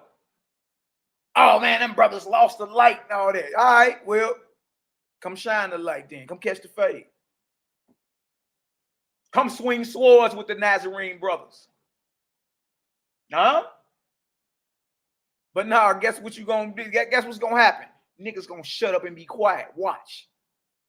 Ain't nobody. I'm talking about, and I know these cats.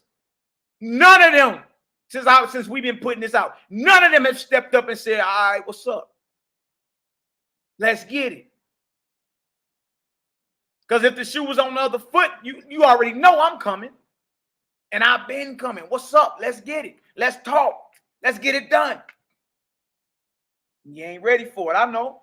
Guppies can't swim with the sharks. I understand. And the reason why all y'all making that noise on social media is this. Because hit dogs holler. That's why. Huh? And the empty wagon make the most noise. Believe that. You empty. You ain't full of no substance. That's why your wagon making all that noise. But you really ain't about that. Because if you was, you'd have been like, all right, Ak, let's get it. Let's get it. And guess what? We gonna set it up and we gonna get it done. It's just that simple. And I'm not camera shy. We can do it publicly or privately. Matter of fact, I ain't even doing no more privates. Since everybody got a problem, everybody that got a question or want to dialogue got to catch this publicly. I ain't doing no more private sessions. Nah. If you disagree and you claim we going off and you huddling up in your little circles over there, making your little Facebook posts about it, I ain't doing no more privates. Head up, gloves off, publicly in front of everybody. That's how we gonna get down. And if I'm wrong, I'm willing not to teach again. I'll be your student. I don't think you can be more fair than that, can you? Huh? I don't think you can be more, fair than that. The more sectarian Ebionites seem to have employed the same gospel with certain variations from quotations which have preserved parts of the text. This work had correspondences with Matthew, more particularly, but also with Luke. It also contained independent traditions and alternative readings to the canonical writings. Since the Passover was one of the 3 Hebrew festivals, the brothers of Yahshua must also have been there. Indeed, the Gospel of the Hebrews, or aka the Gospel of the Nazarenes, according to Jerome, claimed that Yeshua's brother, James, Yaakov, who became the leader of the Nazarenes, had taken part in the Last Supper or the last meal. Look at this. We almost done for this one, y'all. All right. Now look at this. Historical context. All right. What we got going on so far. Yeah, empty wagon make the most noise. My Akshem.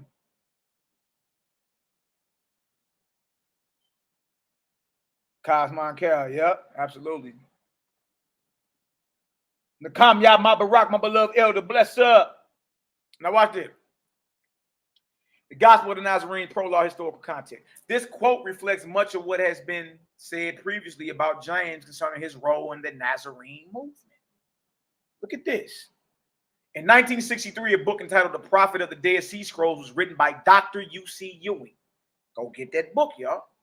A theologian whom Albert Schweitzer referred to as the Renaissance of Leonardo da Vinci.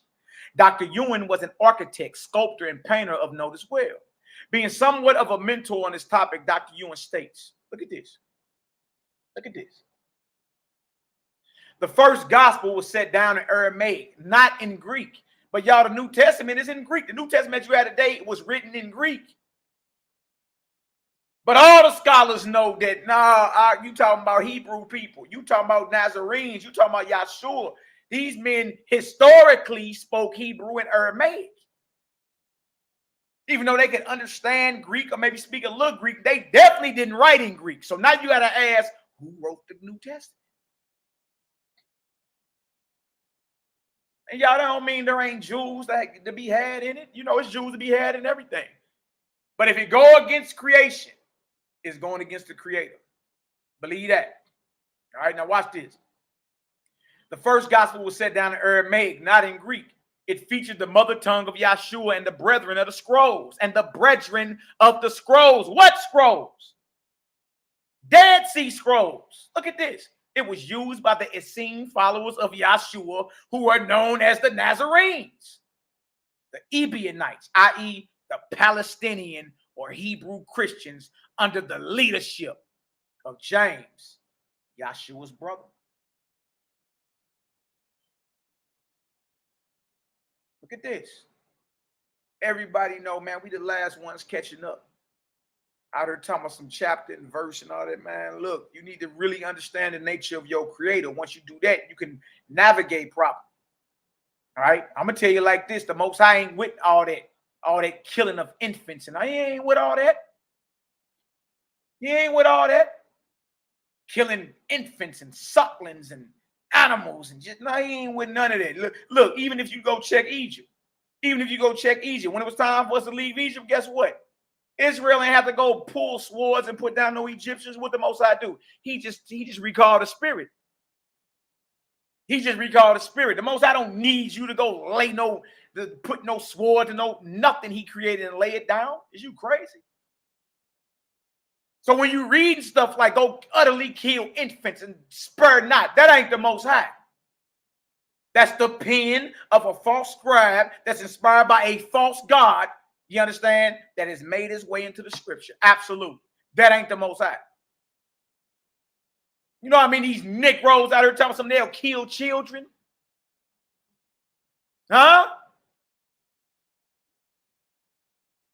No, that ain't how true God rolled. That ain't how the Nazarenes and them roll.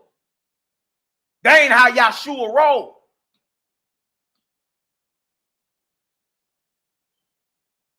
Our people done took on the characteristics of these hateful, vindictive, bloodthirsty gods and mingling that with the Most High. And you wonder why the behavior in Israel is the way it is. You wonder why. Ewing echoing and reiterating much of what has been said all along continues. Thus it was referred to by Jerome, Epiphanius, and others as the Gospel of the Nazarenes. That's right. Gospel of the Holy 12, Ebionites, and Hebrews. The last meaning the gospel used by the Hebrew Christians are those connected with the word as it came sweet and clean from the mouth of Yahshua himself. Look at that. Look at that. So it's not the same. What you're looking at is what they call a Western or Romanized or romanticized Christianity. It ain't got nothing to do with the bros who was catching hell. You understand? For bringing out the true light of the Creator 2,000 years. It ain't got nothing to do with that. They got nothing to do with that. And you wonder why so many different sects and different beliefs and camps and congregations within Israel alone, let alone Christianity. Stop it. Stop it. Nazarenes dealt with it as it came from Yahshua's mouth. Period. Now look at this.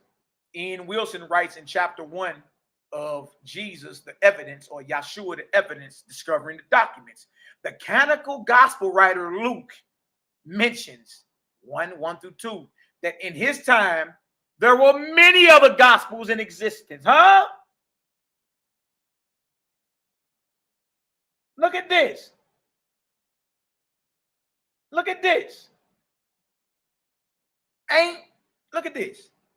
It tell you in Luke chapter 1, verse 1-2, that in his time there were many other gospels in existence, most of which have been unfortunately lost to us.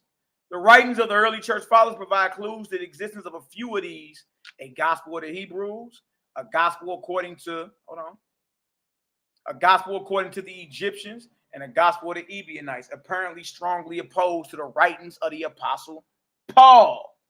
Look at this. Look at this. This ain't nothing to play with, man. This ain't nothing to play with.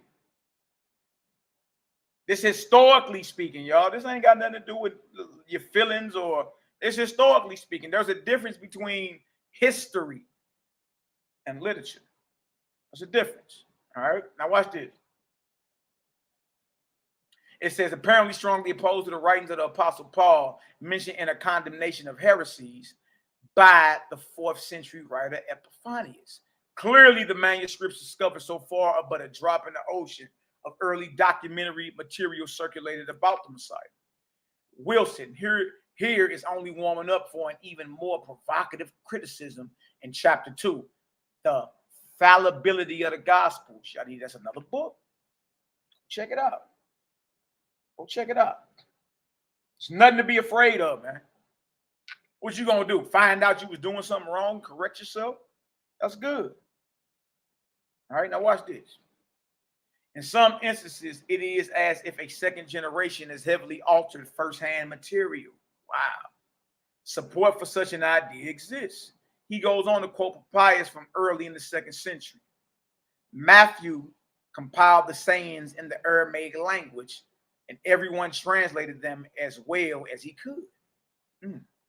He then, I'm going to read that again. He goes on to quote Papias. Now, Papias is late 1st century, early 2nd century. You're talking about 110 AD when he was writing this stuff. All right. It says he goes on to quote Papias from early in the 2nd century. Matthew compiled the sayings, meaning the sayings of Messiah, in Aramaic, in the Aramaic language. Everyone translated them as well as he could. He then elaborates concerning certain similarities between Thomas and the gospel in question. Then, like so many others before and since, he begins suggesting its use as a predecessor, forerunner to later interpolations, including the 4 canonical gospels. So he is saying that the gospel of the Nazarenes is the predecessor or the forerunner to the synoptic gospels or the canonical gospels, Matthew, Mark, Luke, and John. Now, what he's saying, the original is presumed, along with so many other things that have been destroyed between the riots, look at this, of 66 AD, Rome, and the ultimate sacking of Jerusalem by Titus and his Roman troops in 70 AD. You see that? Look at this. So they either, all the records that Israel was holding is either burnt or guess what? Catacombs in Rome. Wow. For the final quote from modern scholars, we evoke the names of 3 of the more famous authors who have delved into this highly explosive subject matter: Michael Bajan, Henry Lincoln, and Richard Lay. known specifically for their provocative and controversial Holy Blood, Holy Grail. Another book. In chapter 8 of their equally provocative, if less exciting follow-up, Messianic Legacy, the survival of Nazarene teaching, echoes of Schoenfield abound. Here we go right here. In Constantine's time, Nazarene teaching was still thriving and being disseminated. The Bishop of Rome in AD 318 is reported to have had a meeting with Nazarene leaders, directly descended from Yahshua's family. Wow. So before the Council of Nicaea, Constantine had a meeting with the leaders of the whole Nazarene movement that were directly related to Yahshua. Directly related. So they knew about the bros, man. They just decided to do their own thing. All right, because this way of life doesn't promote the agenda of Rome. It's just what it is. Now watch this. They proceed to quote the respected church father historian Eusebius. So I got his work too. And we're going to slowly go through all these books too. They held that the epistle of the Apostle Paul ought to be rejected altogether. The Nazarenes didn't like Paul. And as your brother, that don't mean like, and I'm just speaking as a man, my personal opinion, that don't mean everything that's purportedly coming out of Paul's mouth is wrong. You dig? But there are things that he say that you need to question. And there ain't nothing wrong with that. He ain't, they even asked the Messiah question. So surely Paul can be questioned. Now look at this. So they didn't deal with Paul. They held that the epistle of the Apostle Paul ought to be rejected altogether, calling him a renegade from the law and using only the gospel of the Hebrews. They treated the rest with scant respect.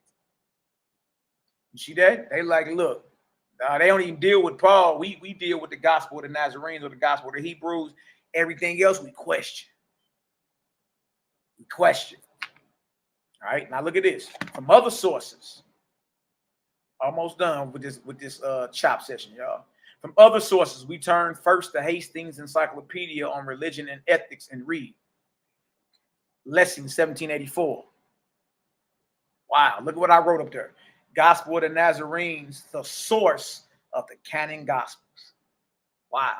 Lesson 1784. The first to realize the importance of the Gospel of the Hebrews finds here the original Hebrew, Matthew, mentioned by Papias in AD 110, and the primal source of all the other synoptic Gospels. And the primal source of all the other synoptic Gospels. Hilgenfeld calls it the punctum Archimedes of the whole synoptic problem, taking the place usurped by the Gospel of Mark. The Gospel of the Hebrews, or the Gospel as used by the Nazarenes, was called by many the authentic Matthew. Look at this. And Jerome wrote that. Authenticum Matholi, Jerome. Wow. It was written in Aramaic words and Hebrew letters, according to Hegesippus, AD 160. Look how far we going back here. How long we going to keep playing around like what we talking about don't go back? This go back. And even the enemies of the Nazarene movement are speaking about the Nazarenes. So what we going to deal with? It was written in Aramaic words and Hebrew letters, according to Hegesippus, AD 160. Eusebius, like Origin, got both their works, implies that many reckon it canonical, while Hebrew Christians make use of this gospel and take small account of the others. The gospel, according to the apostles, the Holy 12, was used by the Ebionites and Nazarenes. Herein is found the Essene Messiah. Look at this. Look at this. So y'all, if anything, we putting y'all more on a more ancient path. You dig? And this path is, according to history, is the path or the way of Yahshua of Nazareth. Y'all, even his enemies are saying it. It's just that the Nazarene literature don't go along with the Roman agenda. Think about it. Can you imagine if the Roman Catholic Church came out right now and was like, look, all slaughterhouses are closed and all slaughtering of animals are condemned? Can you imagine if he came out and said that? Huh? How much support would be lost? People will lose their minds. Look at this. It says right here, he denounces sacrifice. Look at this. He denounces killing, sacrifice, and the eating of flesh. Yeah. That's why the Brews don't like the gospel of the Nazarenes and the Nazarene Acts and all that, because it challenged them beliefs, boy. It challenged them beliefs flat out, right in your face. Right? And you hoping that it's false. You hoping it ain't got nothing to do with the Most High. Huh? Instead of listening to your soul, listening to the voice of the Creator speaking through your soul, like, dang, that do make sense. Well, even in the Bible, while Yahshua was living, it ain't quoted nowhere that he ate no flesh. It's only after he resurrected, you got a fish story in there, and neither one of them, you got to question both of those stories because those don't add up. Those conflict with one another. One is at the Sea of Galilee, one is in Jerusalem. Sea of Galilee is 75 miles north of Jerusalem, and to walk there, it takes 4 days. So they can't be at the Sea of Galilee by the time the Messiah resurrected and back in Jerusalem the night he resurrected. It's impossible. It's impossible. Now watch this. It said right, he denounces sacrifice and eating the flesh. Jerome identifies this gospel with the gospel of the Hebrews, which identifies it with the gospel of, look at this, the Nazarenes. Wow, there it is. There it is. Hey, man, act like honor and humility been telling y'all to go sin and, man, go kill. Go commit harlotry. Huh? Go get you a whore. Go drink some blood. Go chew on some flesh. Think about the message that's been coming out. The message being like, no, y'all get on back to the beginning. Get in tune with the Most High's creation. Worship him. Follow the teachings of the Messiah. You understand? Watch out for the scribes and a lot of that stuff been compromised. So watch out. You dig? Never abandon common sense. Never abandon the voice of the Most High. Follow the words of Mashiach. But I'm going to hit you with something. The words of Messiah ain't just in the Bible. Yeah, I know y'all ready to hang me on that one. Lysippus accepts the statement of Jerome and is of the opinion that this gospel, in the form in which it was known to Epiphanius, Jerome, and Origen, was a copy of an older original written in Aramaic. And finally, from Encyclopedia Britannica. Where we at? Where we at? Dang. Yeah, no doubt, Brandon Carter. This name, however, cannot have been original, for the Hebrews themselves would not have used this designation. It may have been known simply as the gospel. The language was Western Aramaic, the mother tongue of Yahshua and his apostles. Watch this, y'all. Look at this.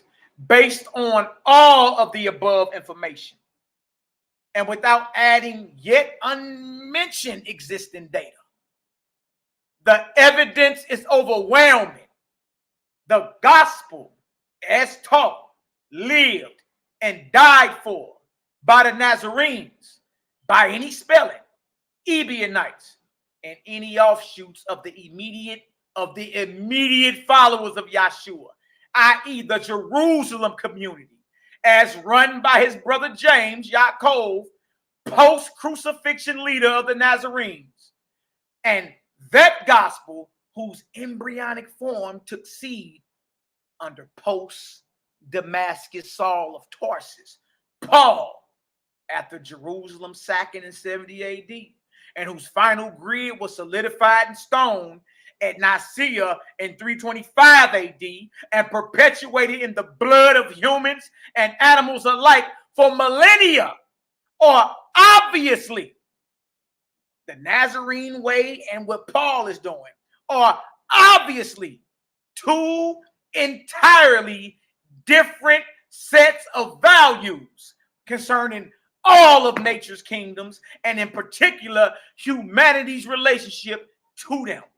This paradox is fast becoming a major religious controversy between what modern research reveals to be the true Nazarite, Essene, / Nazarene doctrine of first century Palestine and what history reveals to be a 2nd to 4th century Greco-Roman mythology, traditionally known as, drum roll,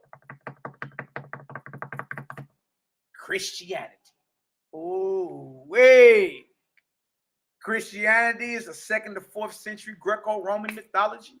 It's not the Nazarene way that Messiah taught. That's not it.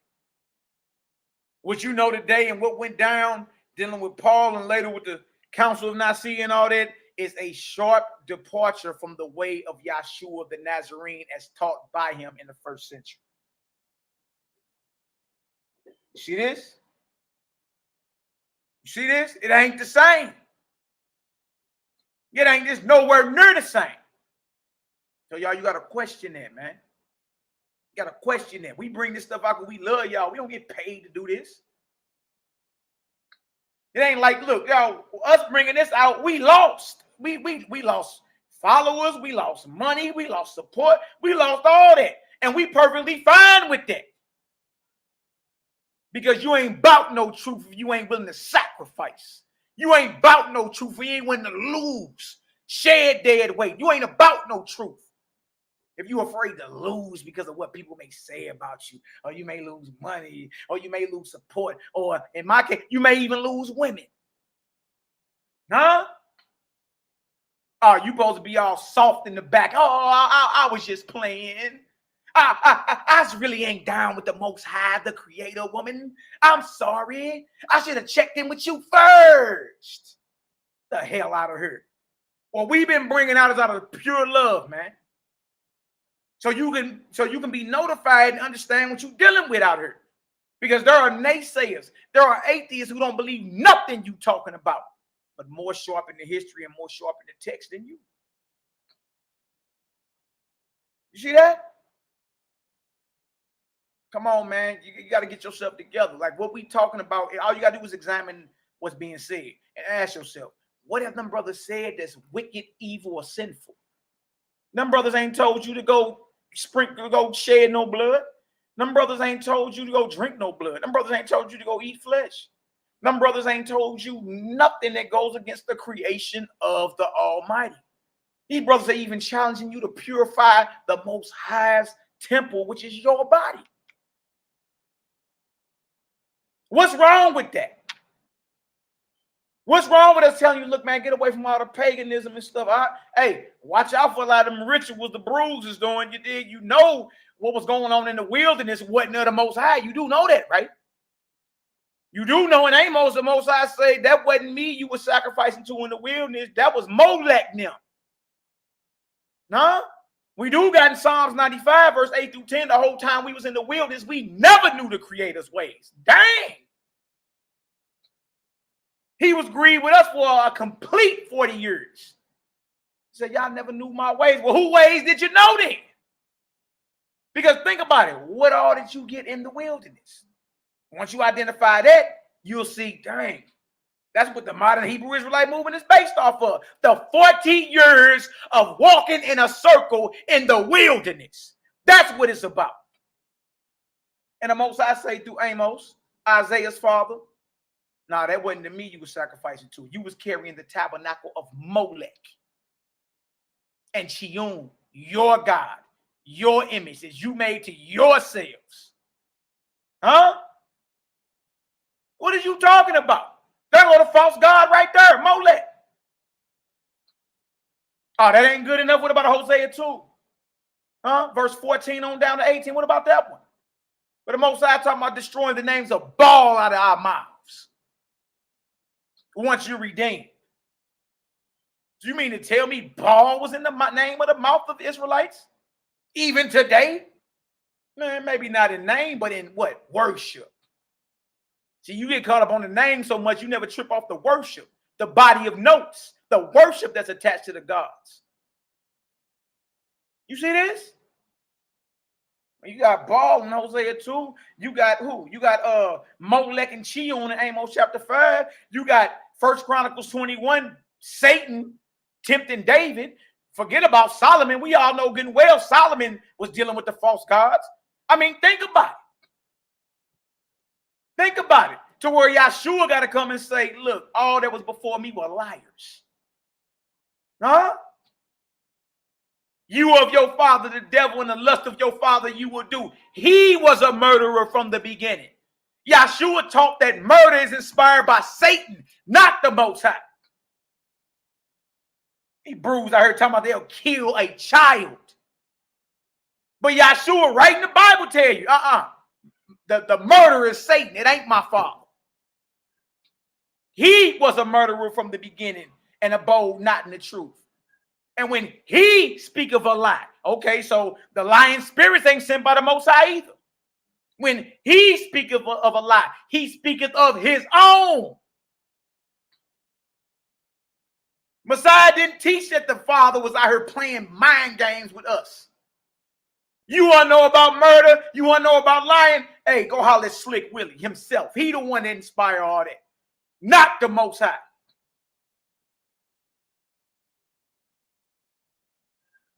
You see that? Y'all, we ain't making none of this up. You got to know the character of the Most High. You got to know the Most High is all-knowing. So anything that explains him as being ignorant, you got to scratch that, or you got to question that. You got to believe the Most High is omnipotent, all strength.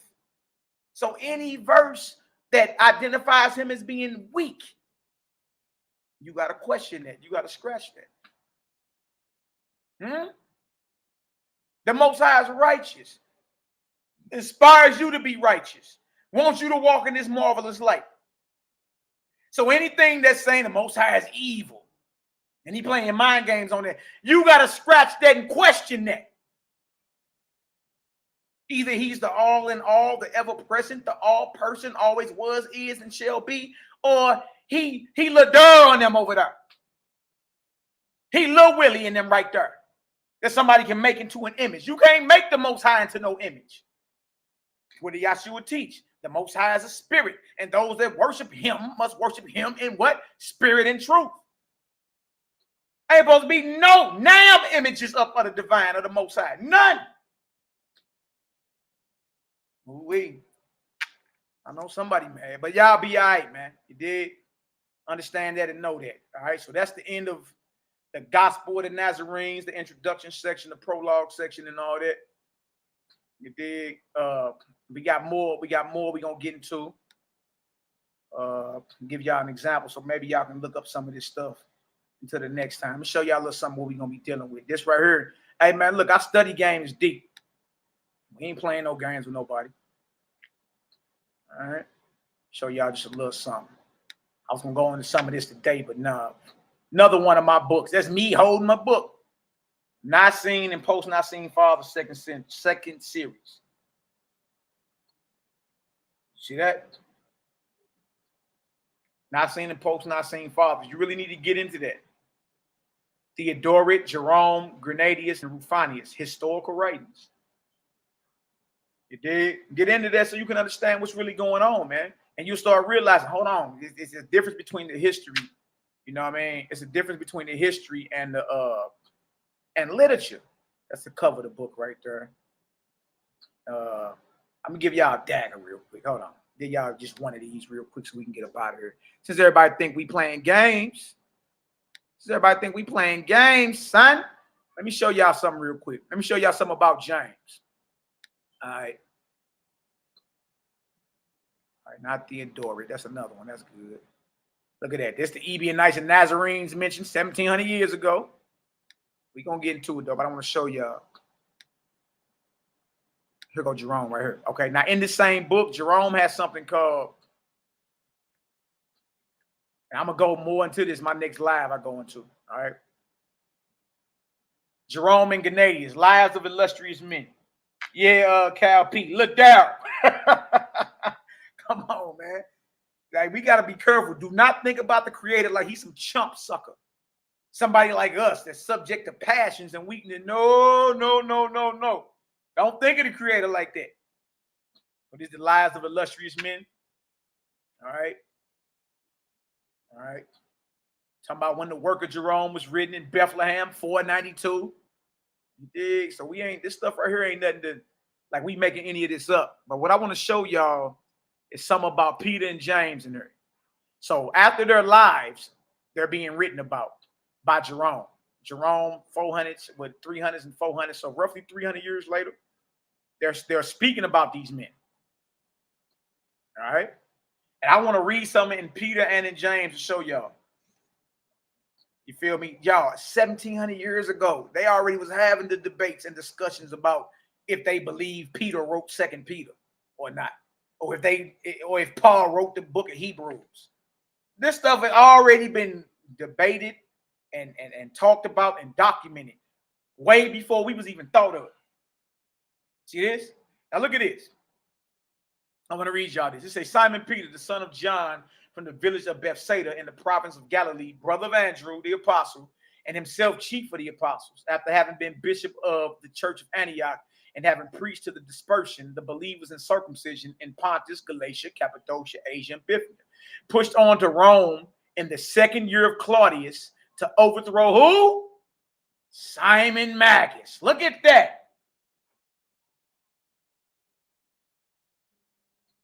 Look at that. Y'all see that? Simon Magus is even mentioned by Jerome now, who lived 300 years later. Simon Magus, who Peter was battling in the Nazarene Acts that we read, is on the mouth of Jerome 300 years after the matter. Wow. Look at this, right? And watch this. It says right there, to overthrow Simon Magus and held the sacerdotal chair there for 25 years until the last, that is the 14th year of Nero. At his hands, he received the crown of martyrdom. Peter was murdered. He received the crown of martyrdom. It says, being nailed to the cross with his head toward the ground, upside down, and his feet raised on high. It's certain that he was unworthy to be crucified in the same manner as his master.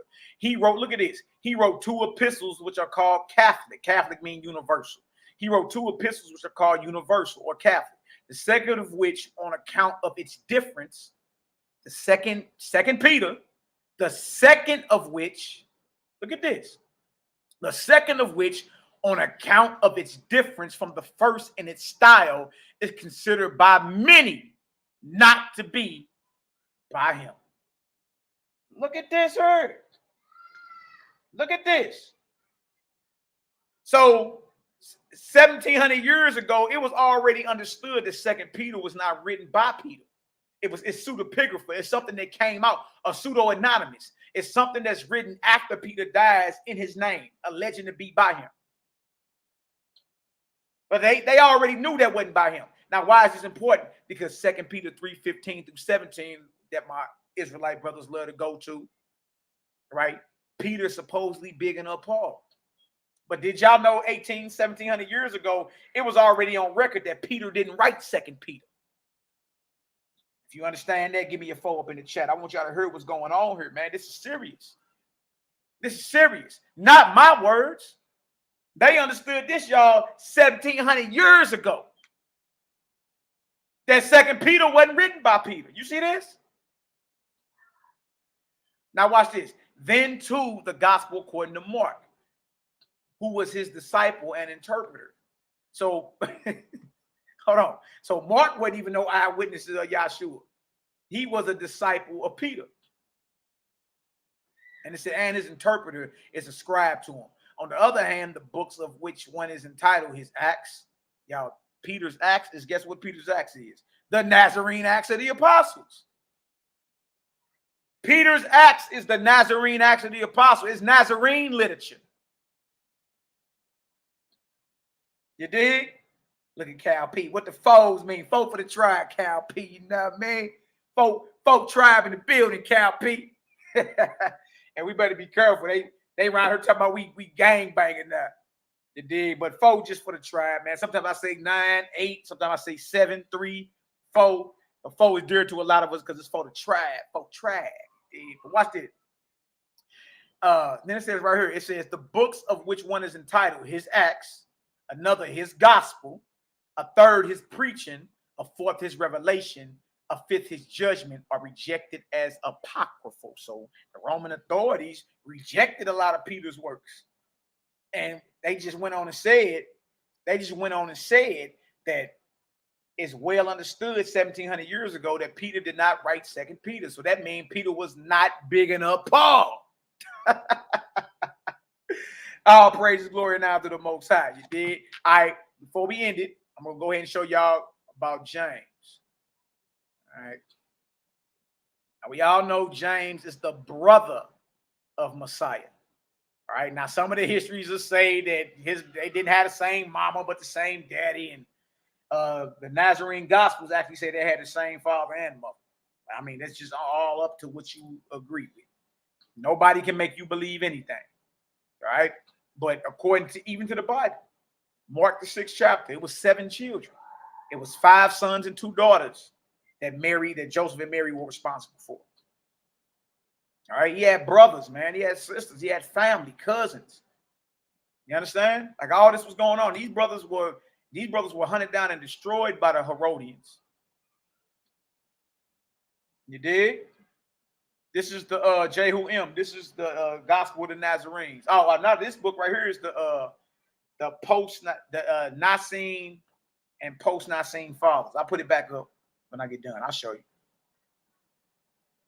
That's right, Eliyahu, Yirmiyahu. Peter's Acts, Nazarene Acts of the Apostles is the real book of Acts. It is. The Acts you have in your Bible was written by Luke, who was a disciple of Paul, who never met the Messiah. Come on, man. Stop that. Stop that. All right, James, who was called the brother of the master, surnamed the Just, is the son of Joseph by another wife. This is what Jerome is saying. But the Nazarene literature don't agree with that. All right. By another wife. All right. As some think, but as appears to me, the son of Mary, sister of the mother of our Lord, of whom John makes mention in his book. After our master's passion, at once ordained by the apostles, Bishop of Jerusalem, wrote a single epistle, which is reckoned among the 7 Catholic epistles. And even this is claimed by some to have been published by someone else. So 1700 years ago, they like, look, the book of James that you have in the New Testament, they like, that may have, more than likely, that wasn't even written by him.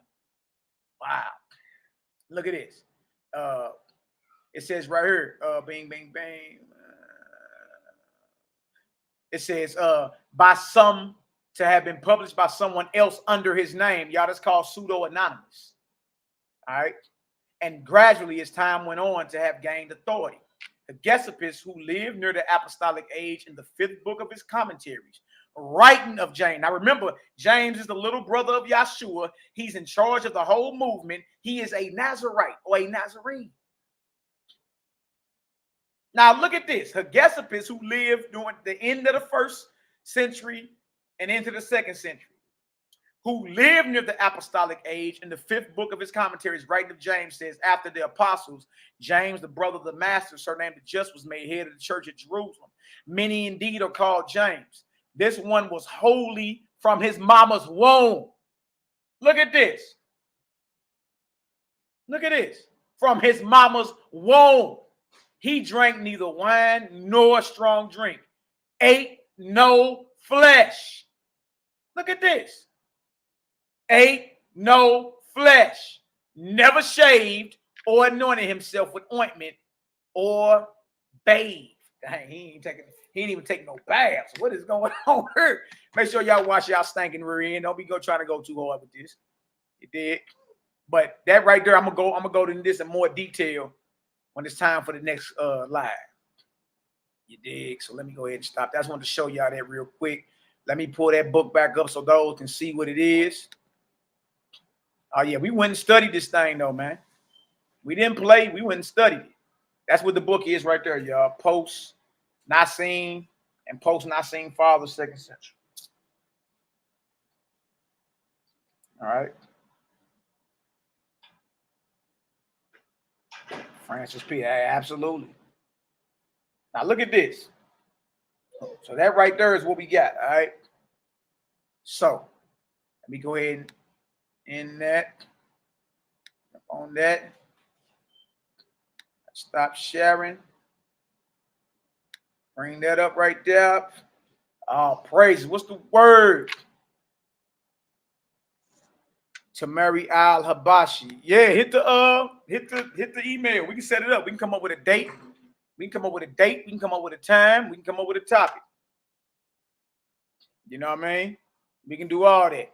That way it can be structured. All right, date, time, topic. I personally want to debate what is meats offered to idols according to the Torah, but we can debate whatever. It don't matter. Whatever. But hit our email in the description link.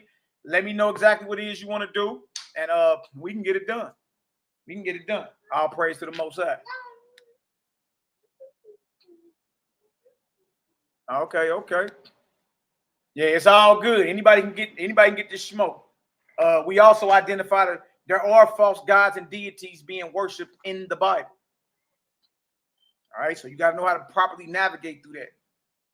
Everything is not of the Creator. Know that and believe that. All right. So, anybody got any questions before we get up out of here? I'm gonna have to go wrestle with these little jokers. Anybody got any questions? I'd say the Jasmine.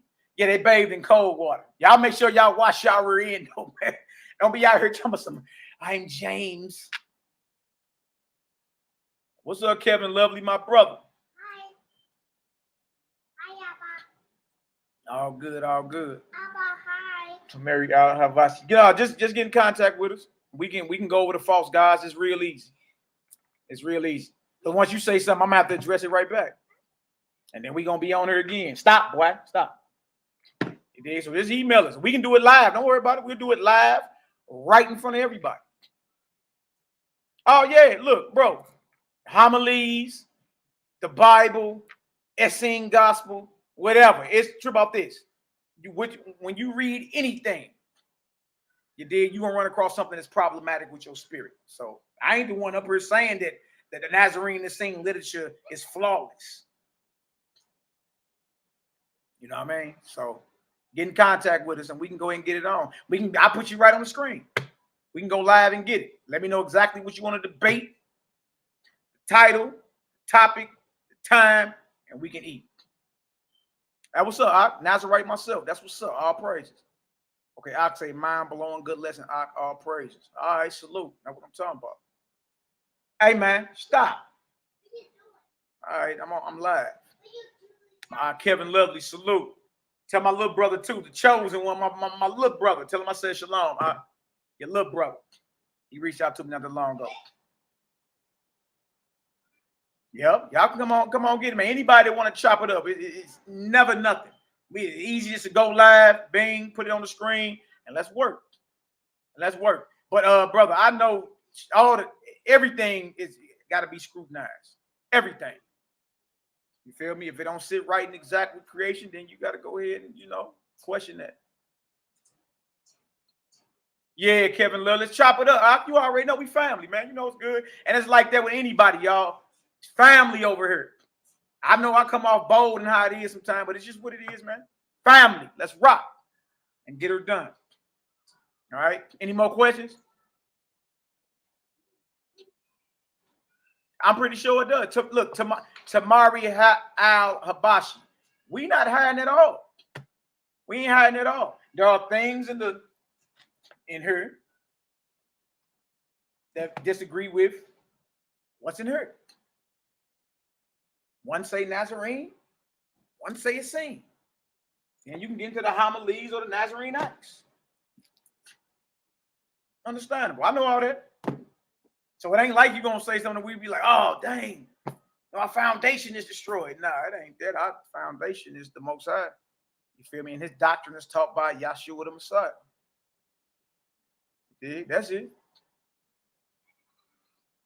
He said, is the creator one of many? No, the creator is the creator. You understand? And the creator has many sons and daughters who can rise up in the ranks and be, co-creators and learn to master elements and all that. Yeah, they can do all that. You dig? But they are never worshipped. Only the Most High is worshipped. All right, he's the creator.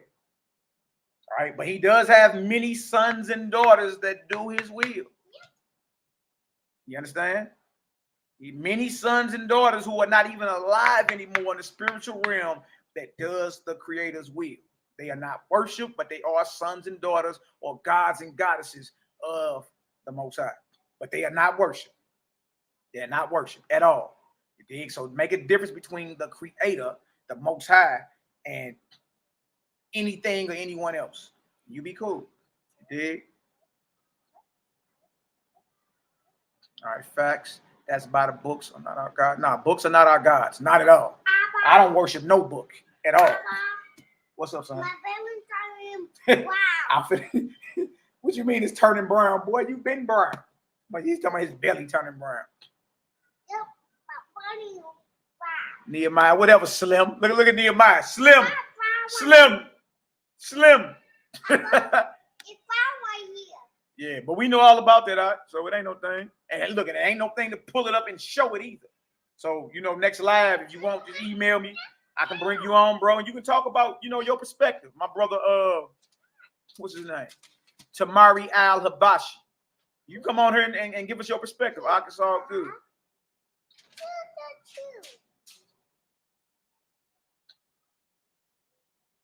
Yeah. Look, bro, I'm just trying to tell you, I already know. But I don't agree with that. False gods are in the Bible. You dig? So maybe that can be a topic if you want to shoot that out loud. Are false gods in the Bible? Or false gods in the Bible being worshipped by the children of Israel at times? Are there false gods in the Bible assuming to be the creator? How about we do that? To make that a topic. Are there false gods in the Bible assuming to be the creator? My stance is yes.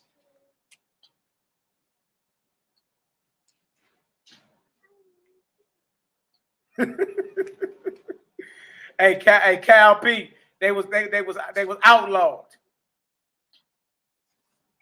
You dig? Yeah, contradiction. Plenty, bro. Listen to me. It's plenty of contradictions. Plenty. So I mean, you know, we can get it. If that's what you want to do, let me know. Line you right on up. All right. Any more questions? I'm gonna get on up out of here, man. The inmates are starting to run the asylum. You dig?